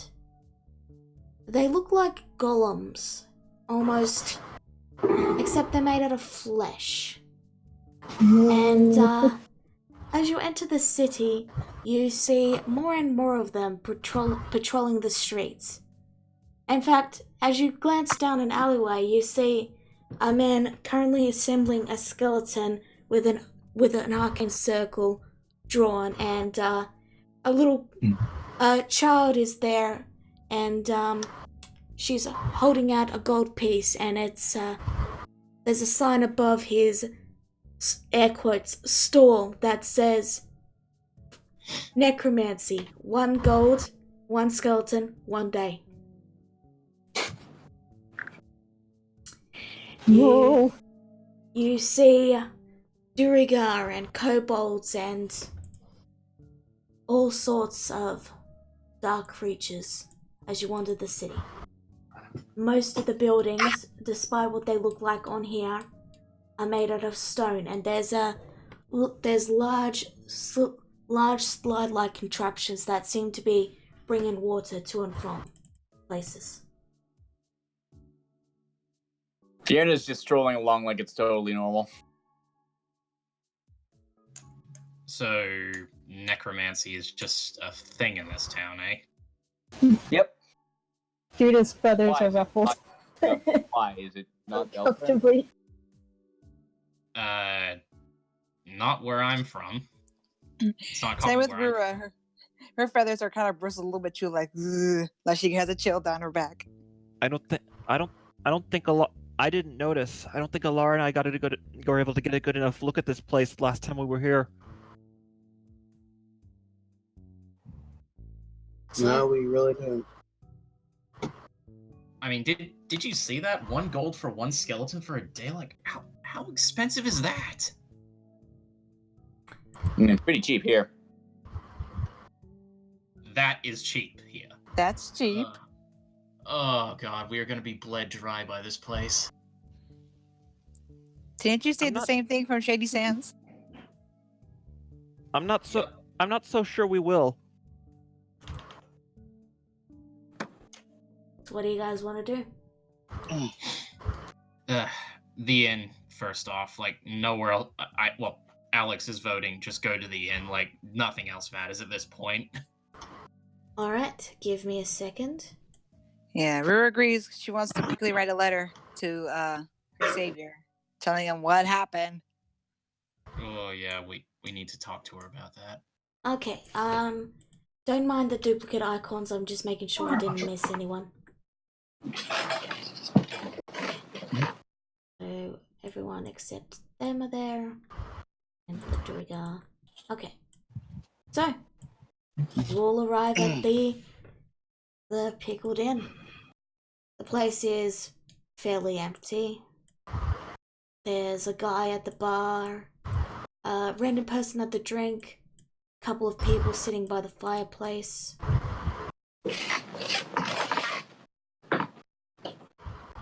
Wow, a proverbial ghost town. Ghosts? Calm down, it's a figure of speech. Kagura, before stepping into the inn, and he addresses the two Durigar, and asks how much common knowledge is it that the one running this town is my grandmother. far as we know, we're the only ones that know of it, and that's only because you just told us. And because we were She there. so she doesn't talk about it. Permission to get a drink. Granted. You've earned it. They go and immediately go to get drunk. As dwarves are wont to do. Can I identify things now? You may. Give me a second. Let's go with the necklace first. Okay. The necklace. It is... Oops. I did not mean to do that. It is a necklace of fireballs. Ooh, What?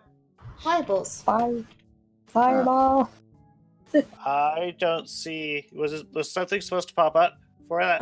No, I haven't made the, Okay. it's just... It's a necklace, and there's beads, and you throw them, and it makes fireballs. Okay. Fireball beats. There's so much Maybe you give can do that. with Maybe that. give that to someone who doesn't already have the spell. Like me.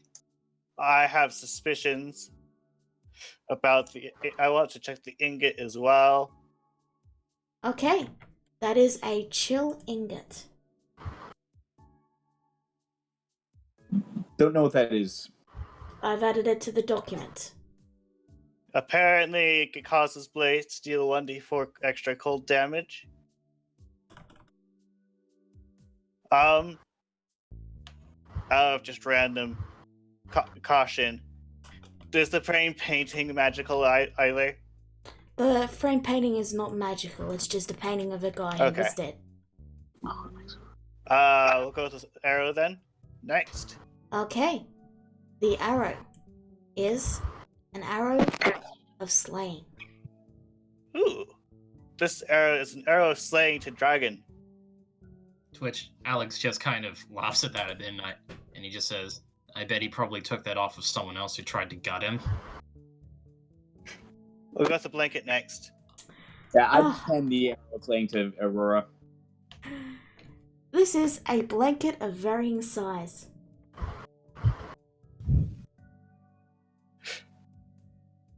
Blanket of what?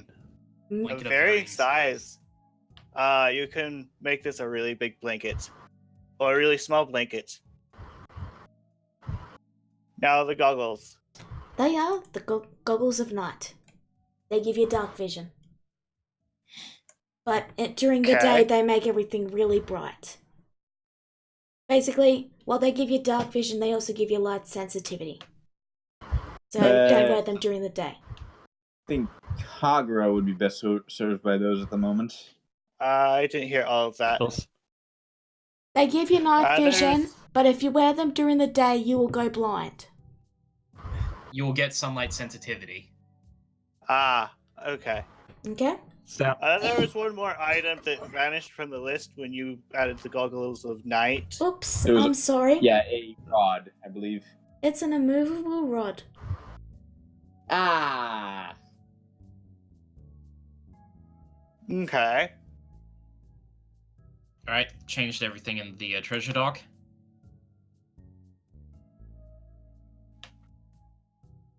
And there you go.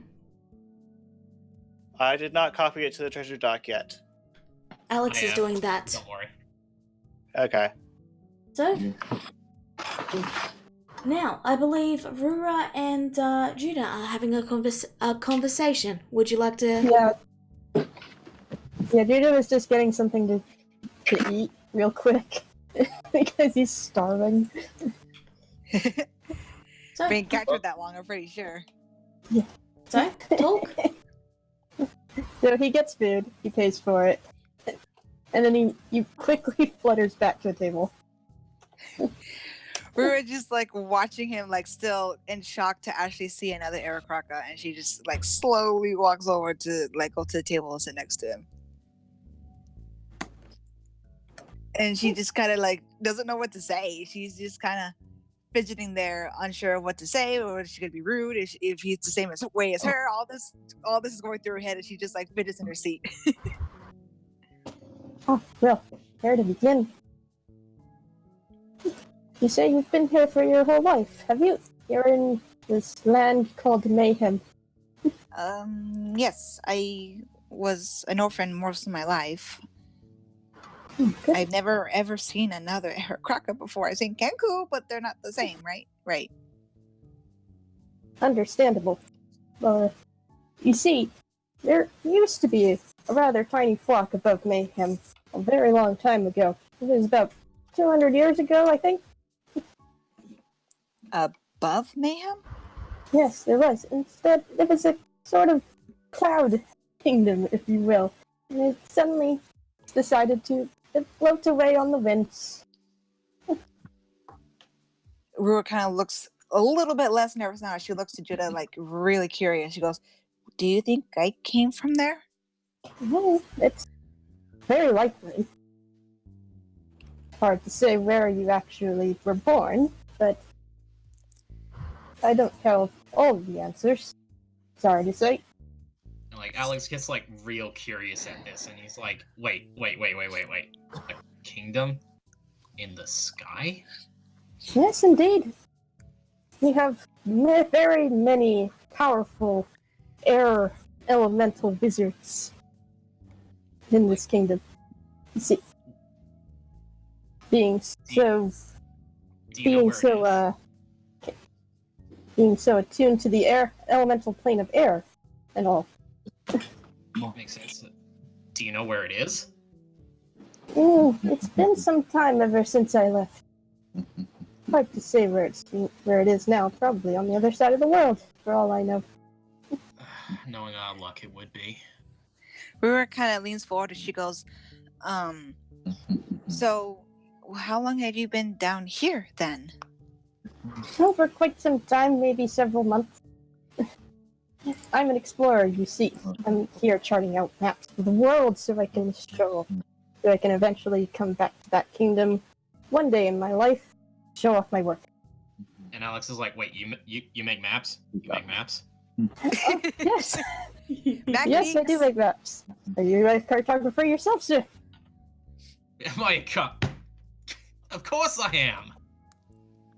Wow, what a coincidence! Very good to meet you, sir. Yeah, you, have you heard of the, cartographers of Mayhem? Oh. You see, I've only been here very recently, so I don't know much about Mayhem as a current state of affairs. Right, well, yeah, they're based out of Noria, and, well, I just happen to be a proud member of them. Oh, amazing! Oh, what a stroke of luck this is. Not only are you a slayer of dragons, but you're also a cartographer. Well, I mean, it's not that big of a deal. Mr. Gold, please provide me instructions to this city so that I may one day go to visit. Oh, sure, absolutely. And Alex pulls out the world map and points to where nowhere is. And he actually gets down and he whispers into his ear and he says, "Tell them Alex sent you, and they'll treat you right." Yes, very good. Thank you very much. Rura kind of lets him talk for a bit, and then she kind of like tries to get his attention one more time with a small wave, or like holding up her hand, like, "Can I speak?" Sorry about that. She goes, "No. I just don't want to interrupt. That's all." And then she grows nervous. She goes, "Are there really others like us?" Oh yes, there are all sorts of different Aarakocra in the club. Not just me. We're all very much different. Some of us have even developed magical powers. And he shows off a burst of sparkles from his hands. Jazz hands. Jazz hands.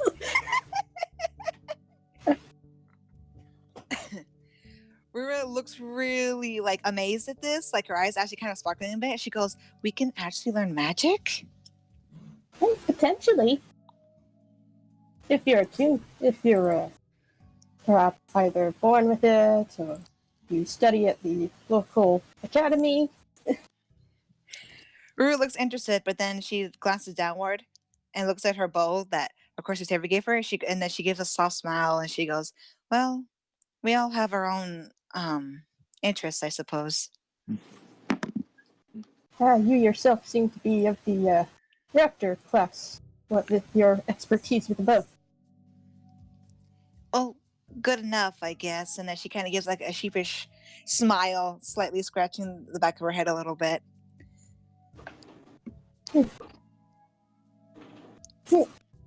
And then she gets a little bit excited and she like smiles brightly and she like clasps her hands together. She goes, "I can't wait to tell my savior I actually met another Aarakocra." Huh? If you don't mind me asking, who is your savior? She immediately smiles brightly, looking really happy. She goes, "He's the one who saved me. I, unfortunately, was a slave most of my life as a child. And he bought me and set me free. He's the one that taught me how to use a bow and arrow." You have my condolences. You're being raised in such a terrible environment. Ruru just shrugs softly with a small, sad smile.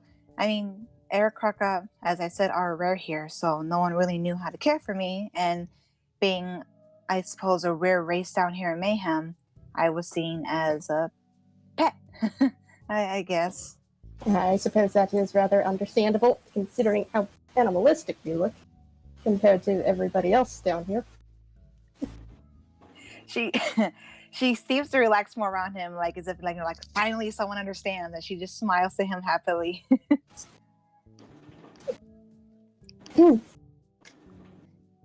Sorry, I'm not exactly sure what else to talk about. Kind of satisfied, Ruru just kind of like just looks really happy, and then she quickly goes over and tries to find a paper and a pencil so that way she could quickly write a letter to her savior. She goes, "I have to tell my savior about this. I'm so happy. Not only did we kill a dragon, but I found another Aarakocra." So, while Rura does that, let's move to Kagura and Vienna.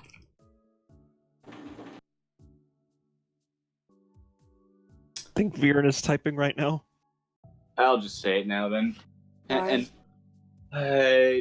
Well, she can protect us if we ask her to, but we might not need it. Not a lot of people. Not a lot of people break the law openly here. Not a lot of street crime when all the enforcers are flesh golems. So The flesh golems don't belong to the syndicate? and well, some of them do. It depends on who depends on who controls what part of the city. I'm not sure what part we're in right now. It's been a couple decades since I was here. Sounds like I have even more questions to ask. And now we're gonna need a map of the city. Well, I wouldn't worry for now. No one here has any reason to attack us yet. As long as they don't find out who you or I are. That might make things better or worse depending on how scared they are of Mother.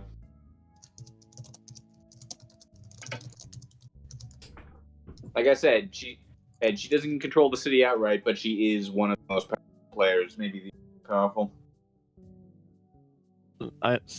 Sounds like we're just better off keeping who we are, our secret, just to be safe. It's worked for me for 25 years. That's only because you haven't come back here in 25 years. Yeah. That is true. What made you leave anyway? It might have been being assassinated, your father trying to have me killed when we were still kids, or your grandmother using enchantment magic to get me to behave when I was a kid. It could be, and not being able to stand, and your Uncle Nalas being a kiss ass. Take your pick. How about all? It sounds like a case of all of the above. Give the man a cigar. I'll pass. I'm only 17. Figure of speech, kid. Okay. What Go on. I would certainly like are answers. How much do you think your mother would know about the royal family, the history of the island, and well, me? Don't know about the history of the island, but she probably knows everything going on in the royal family. And the tail thing? Is that something that just happens with Hengayukai? Evidently not. And I mean, I mean, because it is entirely possible that your dad was just making that up. That's exactly what I was thinking. But but Elnath seemed to know, and he wouldn't tell me a damn thing.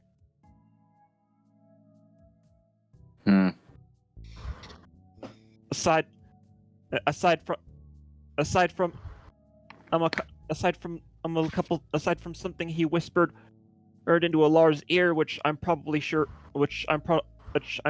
wasn't even true to begin with. Well, if the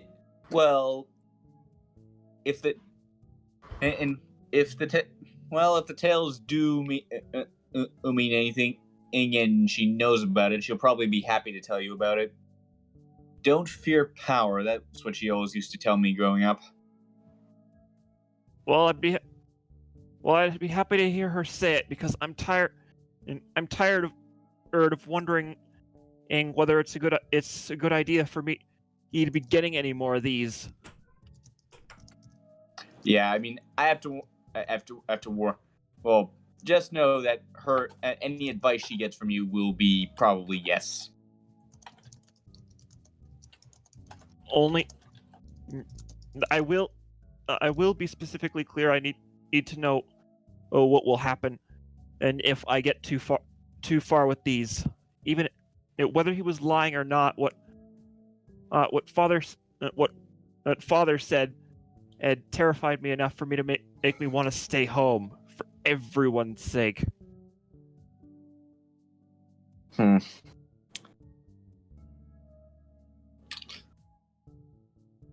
Then again, that's probably coming from somebody who's ready to say anything to get what he wanted from me, whatever it was. Yeah. So, is there anything else you two want to say? You done? I think we're done. Alrighty. We're done So- for now, yeah. I'm sorry the track is repeating, but music is glitching and it's easier than trying to fix it. So, Allah, what are you doing? She just overhears the conversation of Yurina and Kagura. Just one thought came to her mind.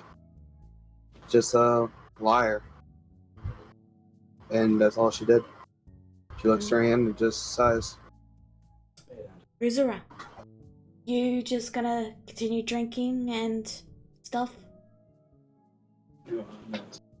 Yeah, until it is time to hit the sack. Alright. So, you all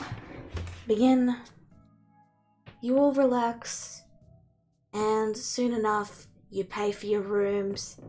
They're 5 silver a night per person, but I'm sure all of you are easily able to handle that. Not showing here are the rooms, so I'm sorry. But, so, as you all head to bed, I'm just gonna let you all work out who's paying what, but it's 5 silver. Rura and Alex. As everyone else heads to bed, you two lag behind to speak in private. All right, and Alex, pulls her aside and he says, "Sorry about this. It's just I thought I should let you know. It's very important." Rura tries to smile, but she has like a bit of a feeling of dread in her. She goes, sure. What is it?" Well, it's just while we were in that mansion, something ended up slipping from Maid's mouth that made us all raise an eyebrow. Maid? What did she say? She apparently let slip that Elnath didn't actually save Kagura and Allah.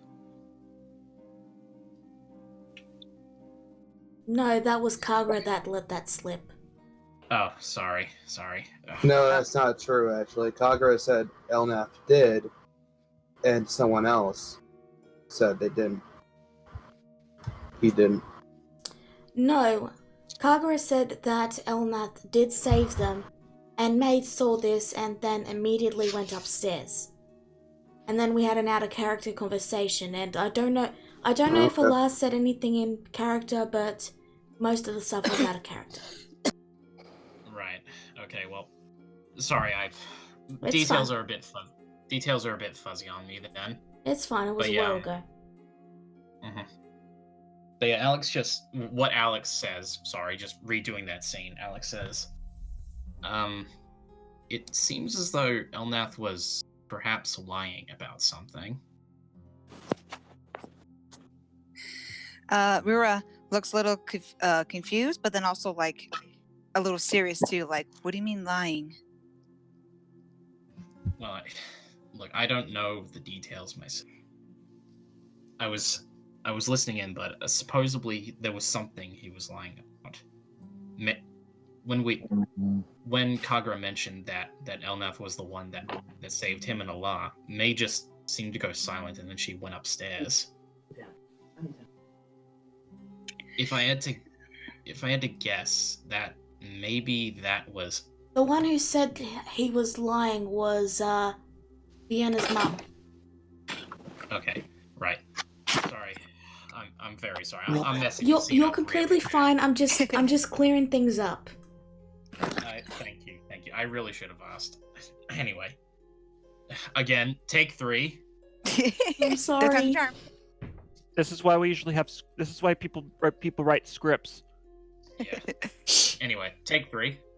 So yeah, he says he informs her that we basically met his mom, and he says she seems like an alright lady, though Vierna got completely outer space wasted, and Kagura was foaming at the mouth.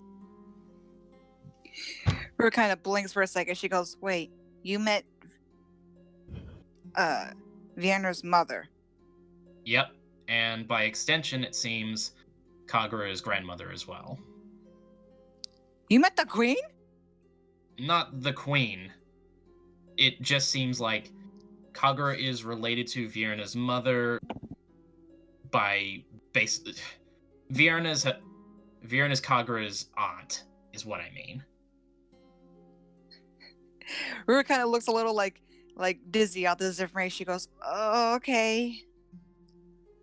Yeah, I was kind of confused about it too.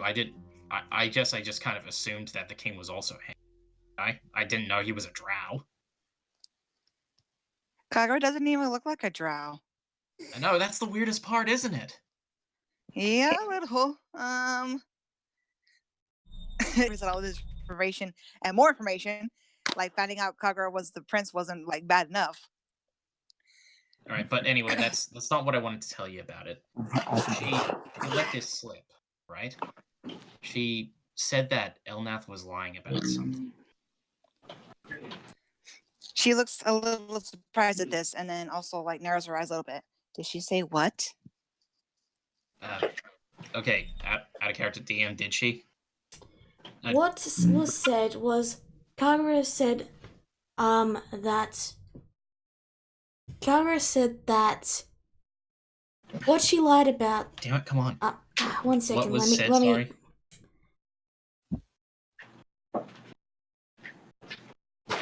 Sorry. Kagura mentioned the clone, if you remember. Right, okay, now I got it, And she said Elnath lied, and that she was the one that got them out of there. Okay. Okay, here we go. What she said was, you know when Kagura mentioned that there's basically now a clone of him on the throne, right? Yes. Well, funny thing that Vierna's mother, said that was actually a lie, and that she was the one responsible for getting Kagura and Allah out of there. Rua looks a little confused for a second downward. But she what he just told her. Look, I don't know how true it is, but Kagura and Vierna both seem pretty confident she was telling the truth.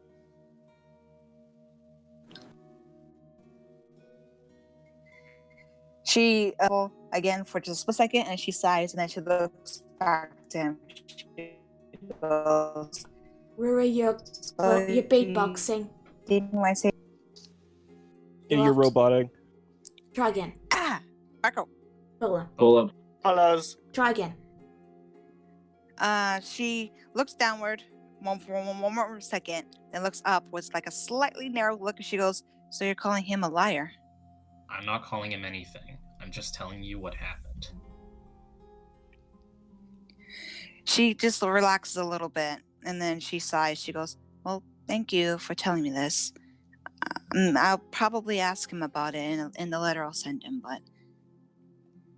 And then she gives another long sigh. She goes, "He still has my trust no matter what." And And Alex at that nods moment, you are both interrupted as the stone Rura carries on her bow begins to vibrate. Rua like immediately looks alarmed and looks to her stone quickly and grasps it, only to like glance at Alex a little unsure for a second. "I need to take this real quick."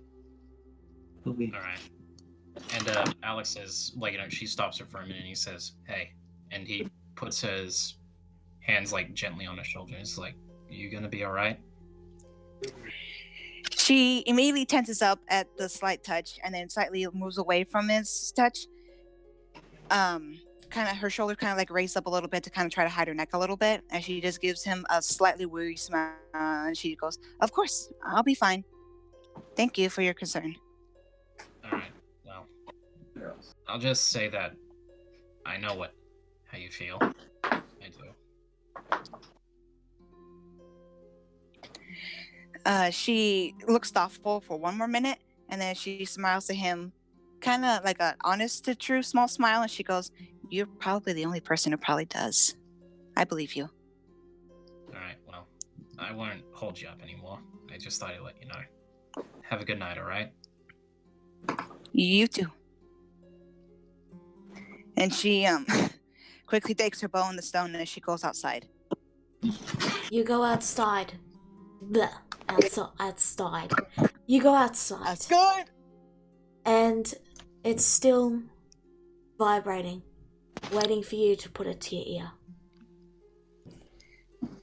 She quickly and carefully unwraps it from her bow, and then she puts it right up to her ear. She goes, "My savior, are you there?" Rura, I've been trying to get you all day. She smiles softly. She goes, "I'm sorry. We kind of took on the dragon." Yes. I'm sorry. I forgot you were doing that. I know you probably have plans, but if possible, I need your assistance on a matter. Your group's assistance, if you will.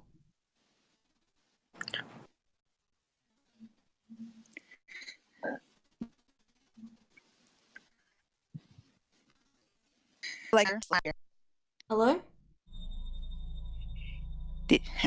didn't hear me? No, No. You went silent for a long bit, and then everything just came through in one tiny squeezed bundle. Why is it doing that? I don't Well, understand. you're coming in clear now, so just speak. Okay, she stands up straighter and she gives a smile and she says, "What do you require of me, my savior?" I need you to make them go east. I would appreciate some help dealing with this Cleaver fellow. He has become quite an ant in Mayhem's side. The land, that is. Rura narrows her eyes a little bit and her thoughts go to like Rizura and everything like that. And then she gives a deep inhale and exhales out. And she smiles. She goes, "I'm pretty sure we'll be glad to help you with that." I have his exact location. And for a brief moment, you can see a map appear in your vision. And you see a little red dot just east of Littlefeather. Before it fades and your vision returns to you. Rura slightly gasps as she thinks about Wolf, and then she looks concerned. That's near where his village was at. Well, it's exactly where his village was at. I'm afraid there's not much left of it. But the people are still very much alive. And I wish to get them out. However, it seems I underestimated how big this colony of ants has grown.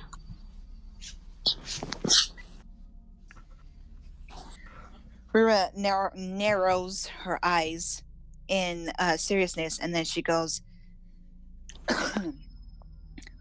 she says, "We'll help out any way we can. I'm pretty sure I can convince them easily."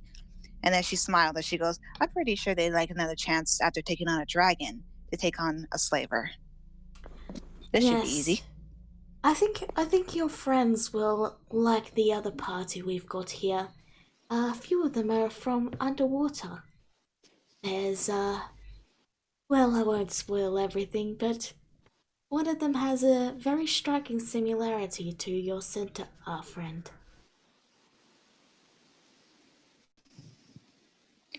I'm sorry, say again? Oh, my internet's you. I think your friends will like the party I've got with me. Some of them are from underwater. One of them looks like a la. Oh, like a la. Like a lar? One bears a striking resemblance to Allah. His exact words. Rura looks. Sorry. Rura looks curious for a second, and with the soft like hum, thinking about what he's saying.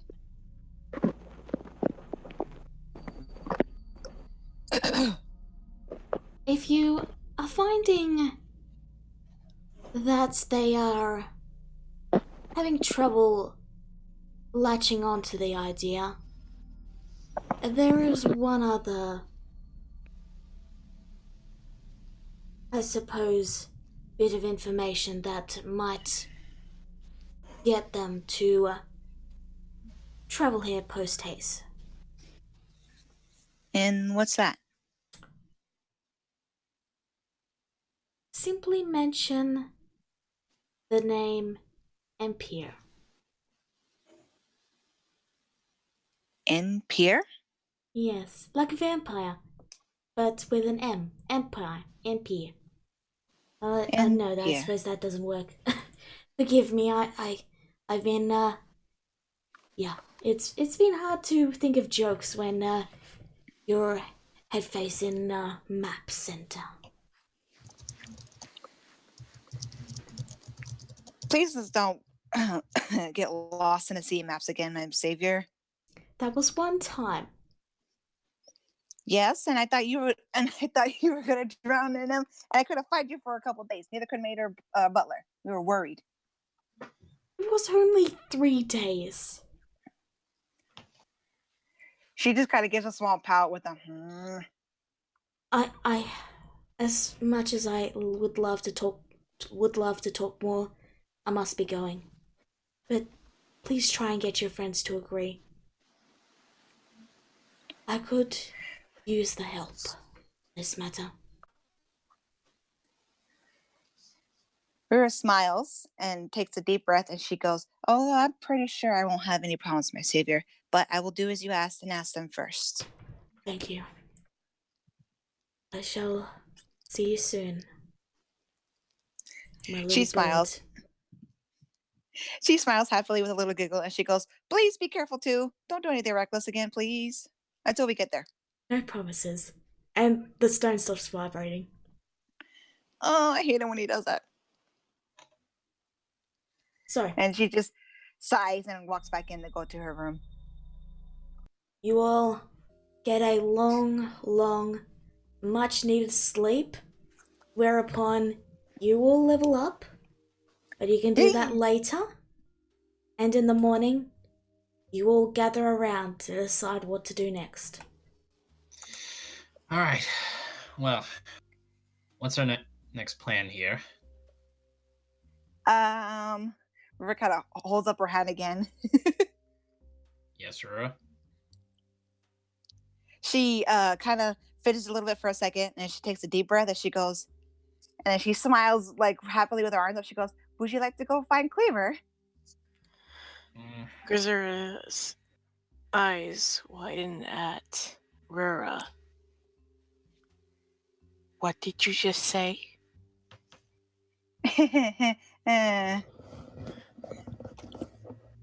She just smiles, and then she takes a deep breath, and she goes, "I got a message from my sending stone from my savior last night.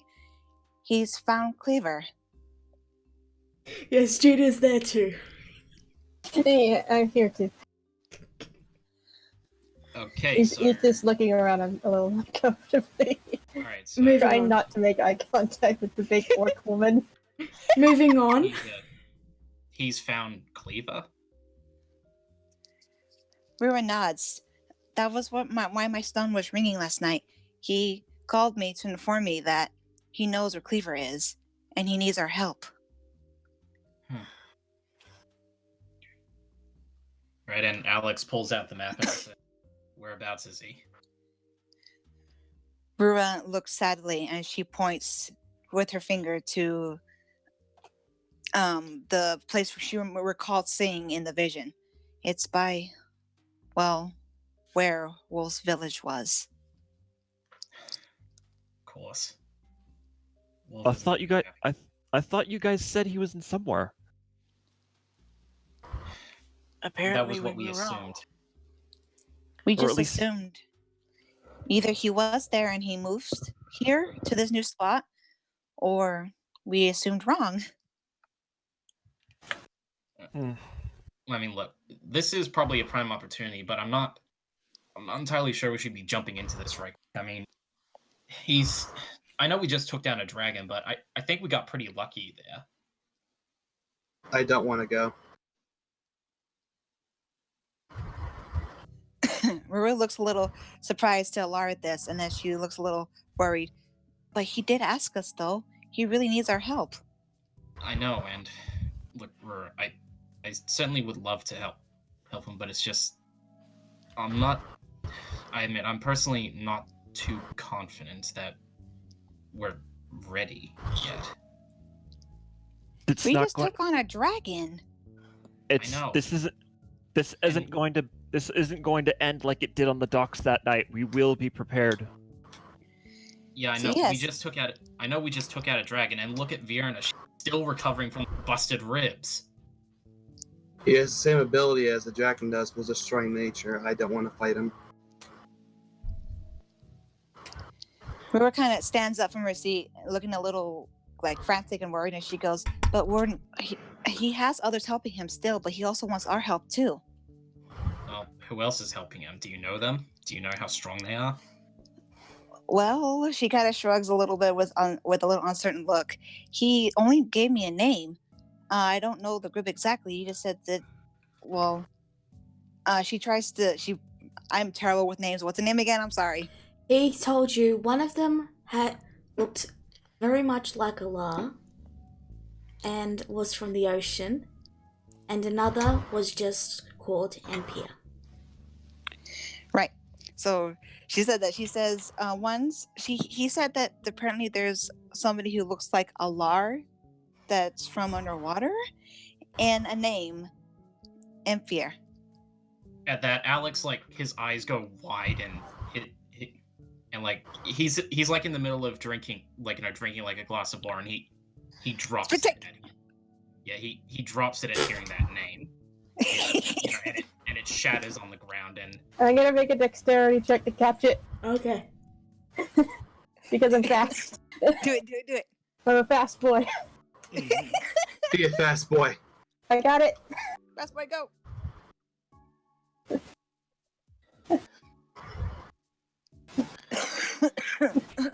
You I got it? got an 18. Alright, she got an 18. Yay. Apparently, it's a whisper to GM. Yep, she did. Sorry. She caught it. Alright, but yeah, at that, Alex, like, and you can all see his hands are visibly shaking, and he looks up to her and he says, "Say that again." And like he has got this dead serious tone, like, Yeah, Rua kind of flinches at the tone in his look and starts to like look nervous. She goes, "In fear?" And then he just slams his hands on the table. It's like, "You're absolutely sure?" She goes, "Yes. I mean, that's what he told me." And Pierre, like, you are absolutely certain you heard that correct. He said like vampire, but Empire instead. Yeah. Alex is like, he's standing and like pretty much just almost shouting at her, and Alex. and he looks to Kagura, and you can actually see tears are starting to form in his eyes. He says, "We need to go." Who is Empire?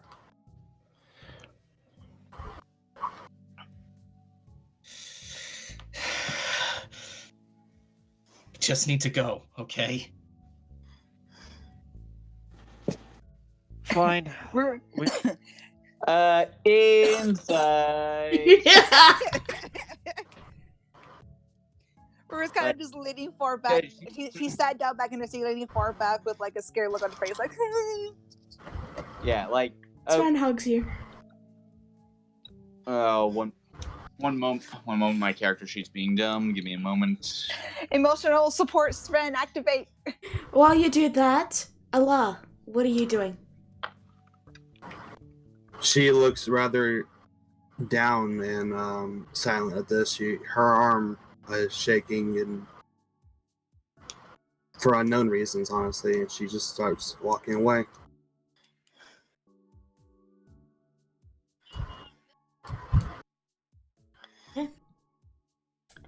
Okay, my character sheet's being done. Just go with Kagura's.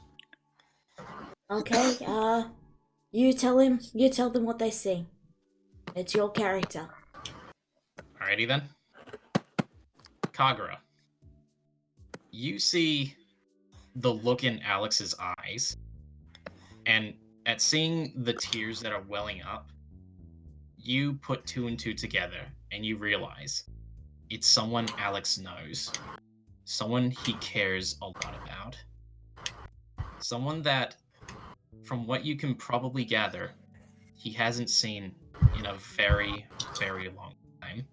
Someone who he was almost certain probably wasn't alive anymore. Kagura just looks at this for a moment and closes his eyes and looks down, saying, "Fine."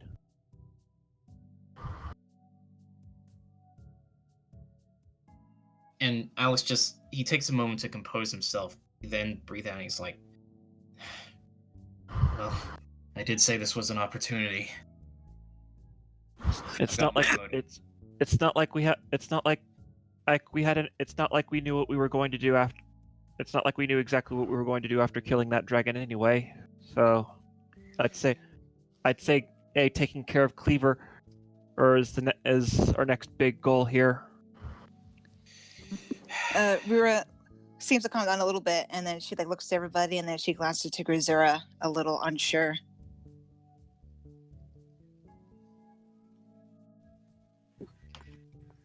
I am just unnerved. I mean, I dreamed of killing Cleaver ever since he took my family and my village from me. But now that the time has come, she doesn't know if it's still the effect of the black dragon, but Grisera is frightened. Hold on. I think Kagura and Fiona are approaching you.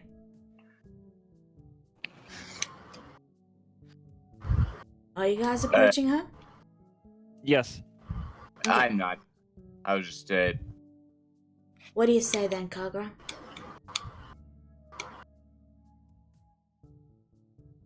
If you're having any doubts about this, now would be a good time to say it before it's too late.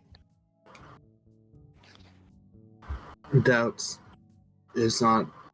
That's far from anything I can even comprehend right now.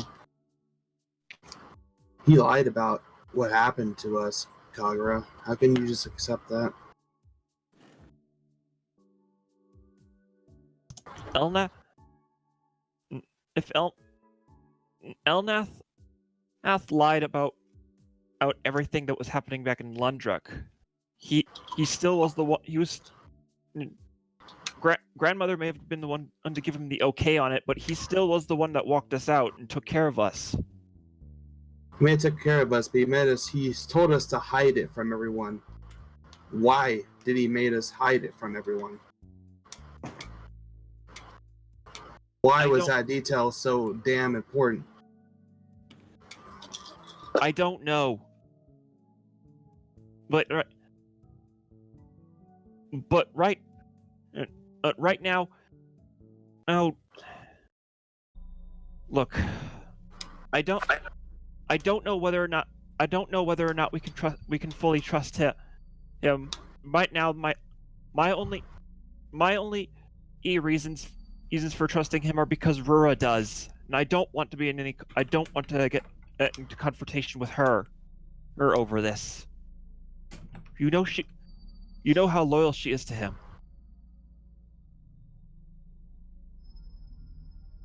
Alara pauses for a long moment, and as she glares at him, finally she just gave this defeated look and looks down and says, "I'm not ready for this." Are you still ill and are you still going through what happened to us in your head? It's a mix, honestly. It's really hard to describe, but it could be him, and I don't want him to see me like this. Who? Cleaver? No, the person Rura mentioned. The one that looks like you. She just nods. Do you then you know who she was talking about then? She just shakes her head. I have an idea, but I'm not for certain. And if it is the case, I don't want him to see me like this, Kagura. Whether it's them or not, there's no point in basing our decisions on mere assumptions here. You won't know until you actually go and find out for yourself.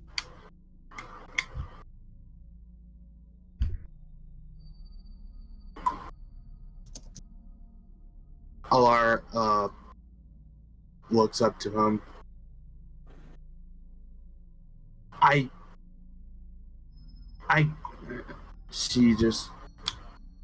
She backs down and lowers her head once more. She doesn't say another word.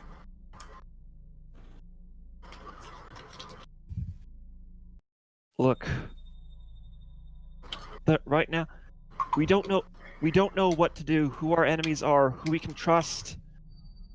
All we know is the only thing we know right now is Cleaver is a threat to this island, and we have a chance to deal with him put in front of us. If we can't right now. Oh, I think the important thing we need to do is focus on what we can do right here, right now.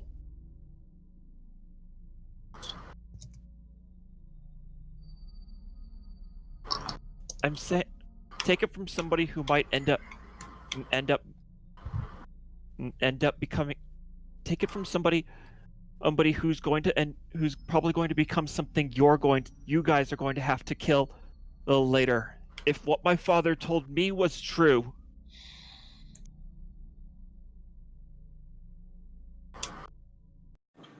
I'm not even sure if I should be fighting like this, Alar. For every battle I win, I could be getting a step closer, or to becoming. I mean, whatever my father said I was going to become. Sure, he's crazy and he could have been lying, but I don't have anything else to go on right now. No other answers.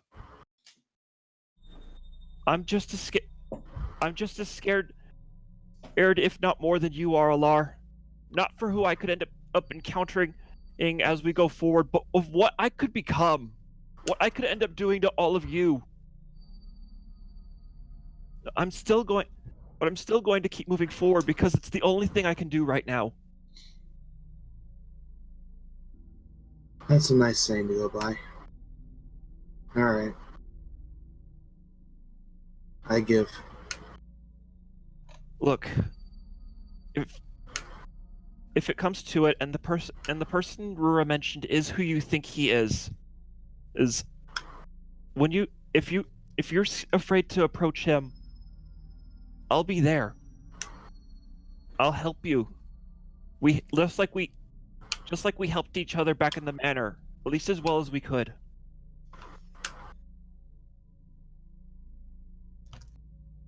I won't fail you again.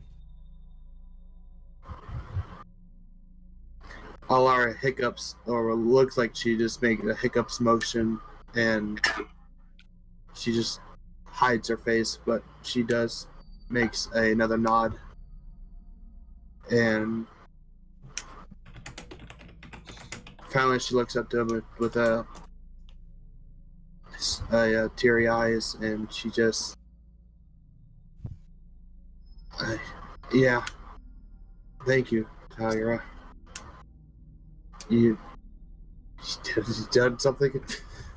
You did it again, I guess. Did what? It's not very nice to make a lady cry, you know.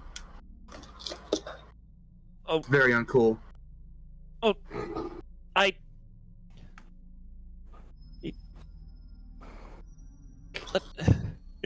Kagura gets noticeably flustered.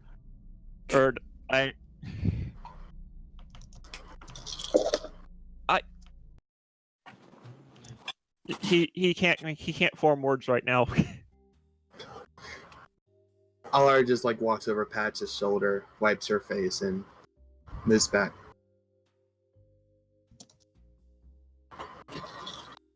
Shit. That's my thing. Hey, I'm the DM. I can do what I want.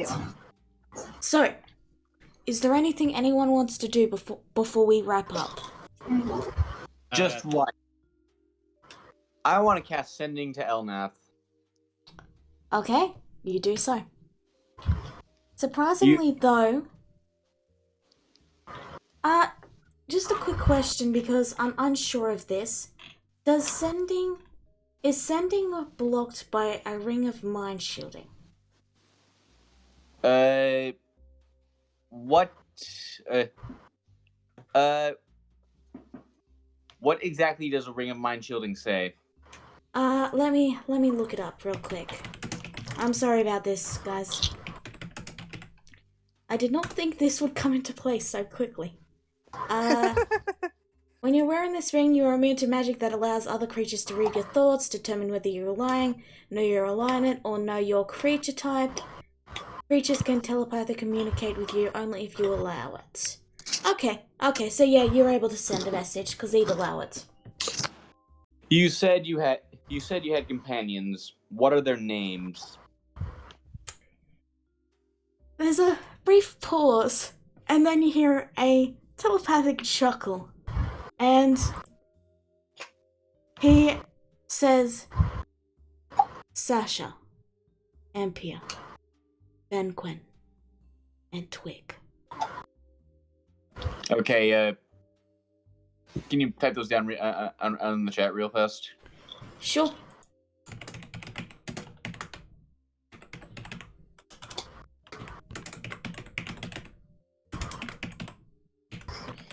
And there you go. All right, thank you. Is that all you wanted to do? Yeah. Okay. I've got two more things in mind personally. Actually, one other thing. One other sending. One other sending also to Elnath. Okay. When you rescued them, my mother let you get away. You do realize that, yes? You get no response.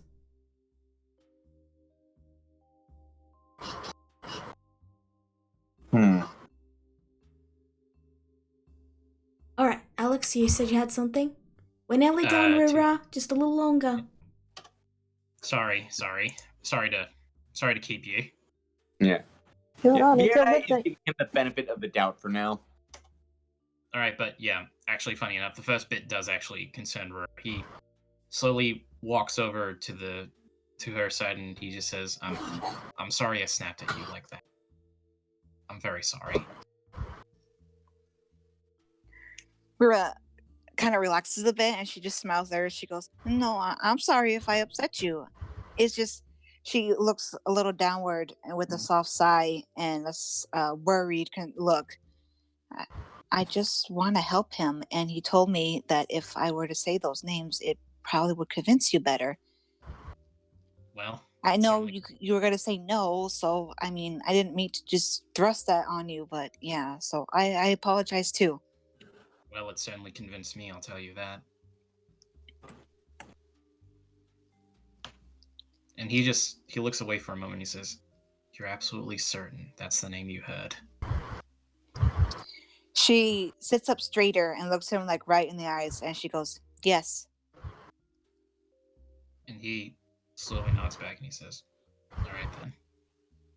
He gets away from the table and he says, "I need a moment to myself, if that's all right. I'll meet you guys outside in a moment." Alright. So, you head on off to do your thing?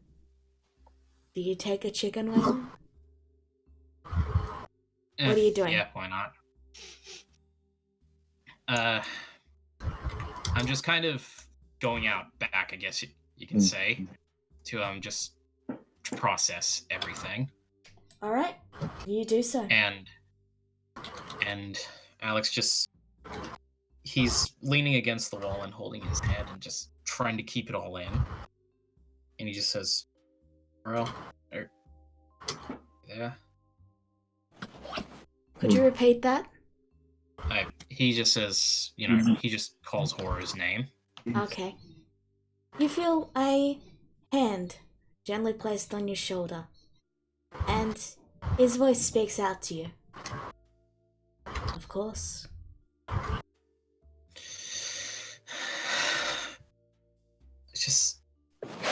can't believe it.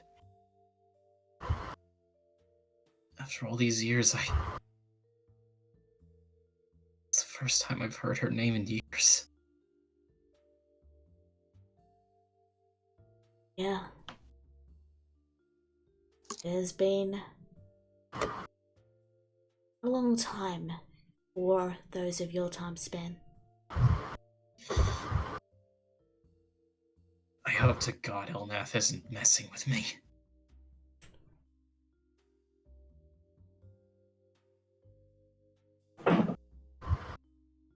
I do not think he would mess with you when he is seeking your help.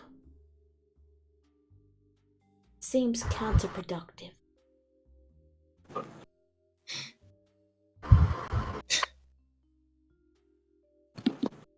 Ugh, God. I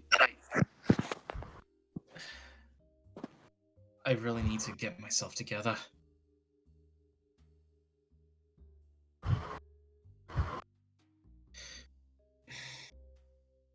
Actually, there was... And he sniffs and he tries to clean out his eyes and he says, there was one more thing I actually wanted to ask you. Yes? That dragon. I doubt you would have known him, but did he seem familiar to you? I cannot recall, I'm sorry. There are many dragons in the world. Right. And Not that it matters. if I happen to have seen a dragon like that, he would likely already have been dead. Yeah, right. Not that it matters anyway. He died alone and forgotten, as it should be.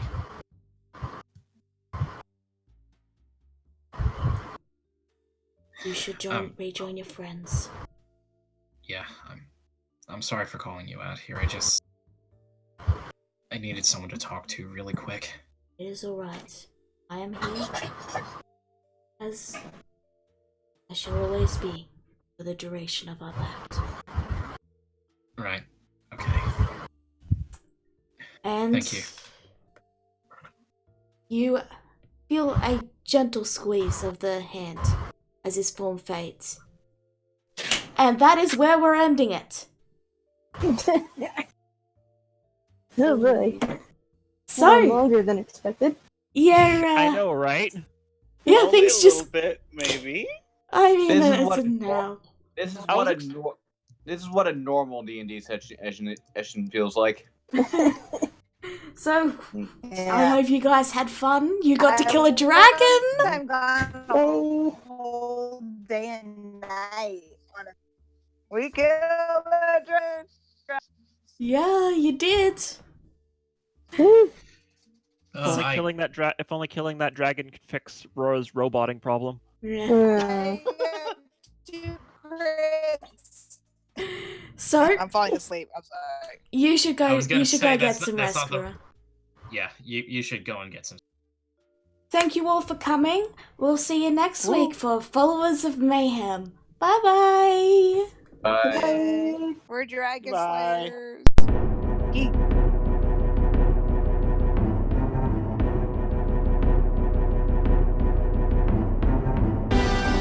Earth lost so far.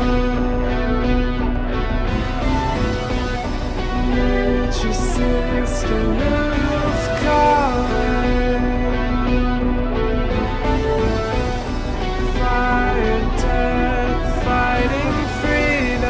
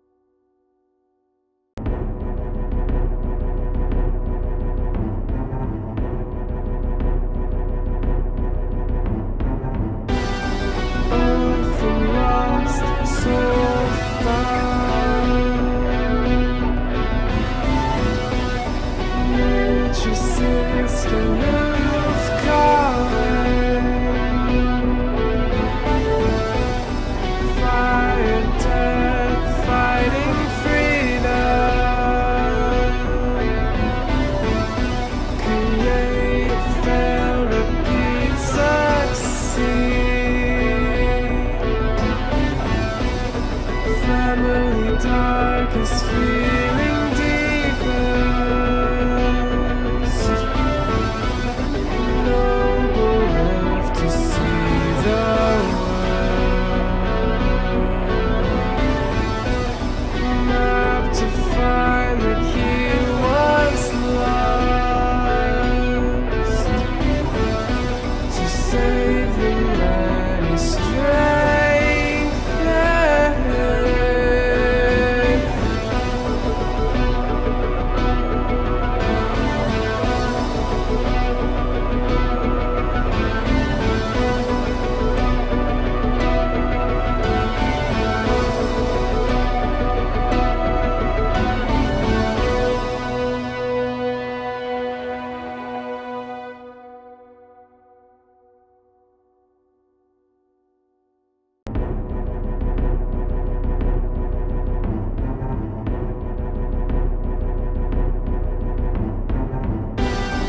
Orphan lost, soul found. Nature's sister of calling. Fire, death, fighting freedom. Create, fail, repeat, succeed. Family darkest feeling deepest. Noble left to see the world. Map to find the key once lost. To save the many strength.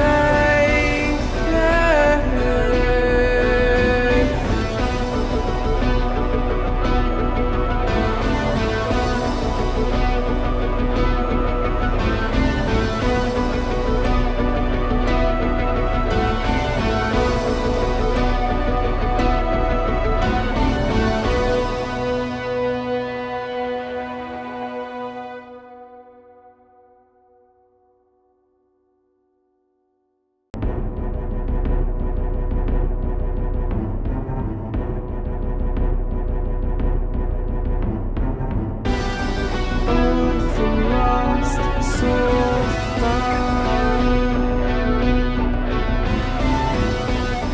Nature's sister.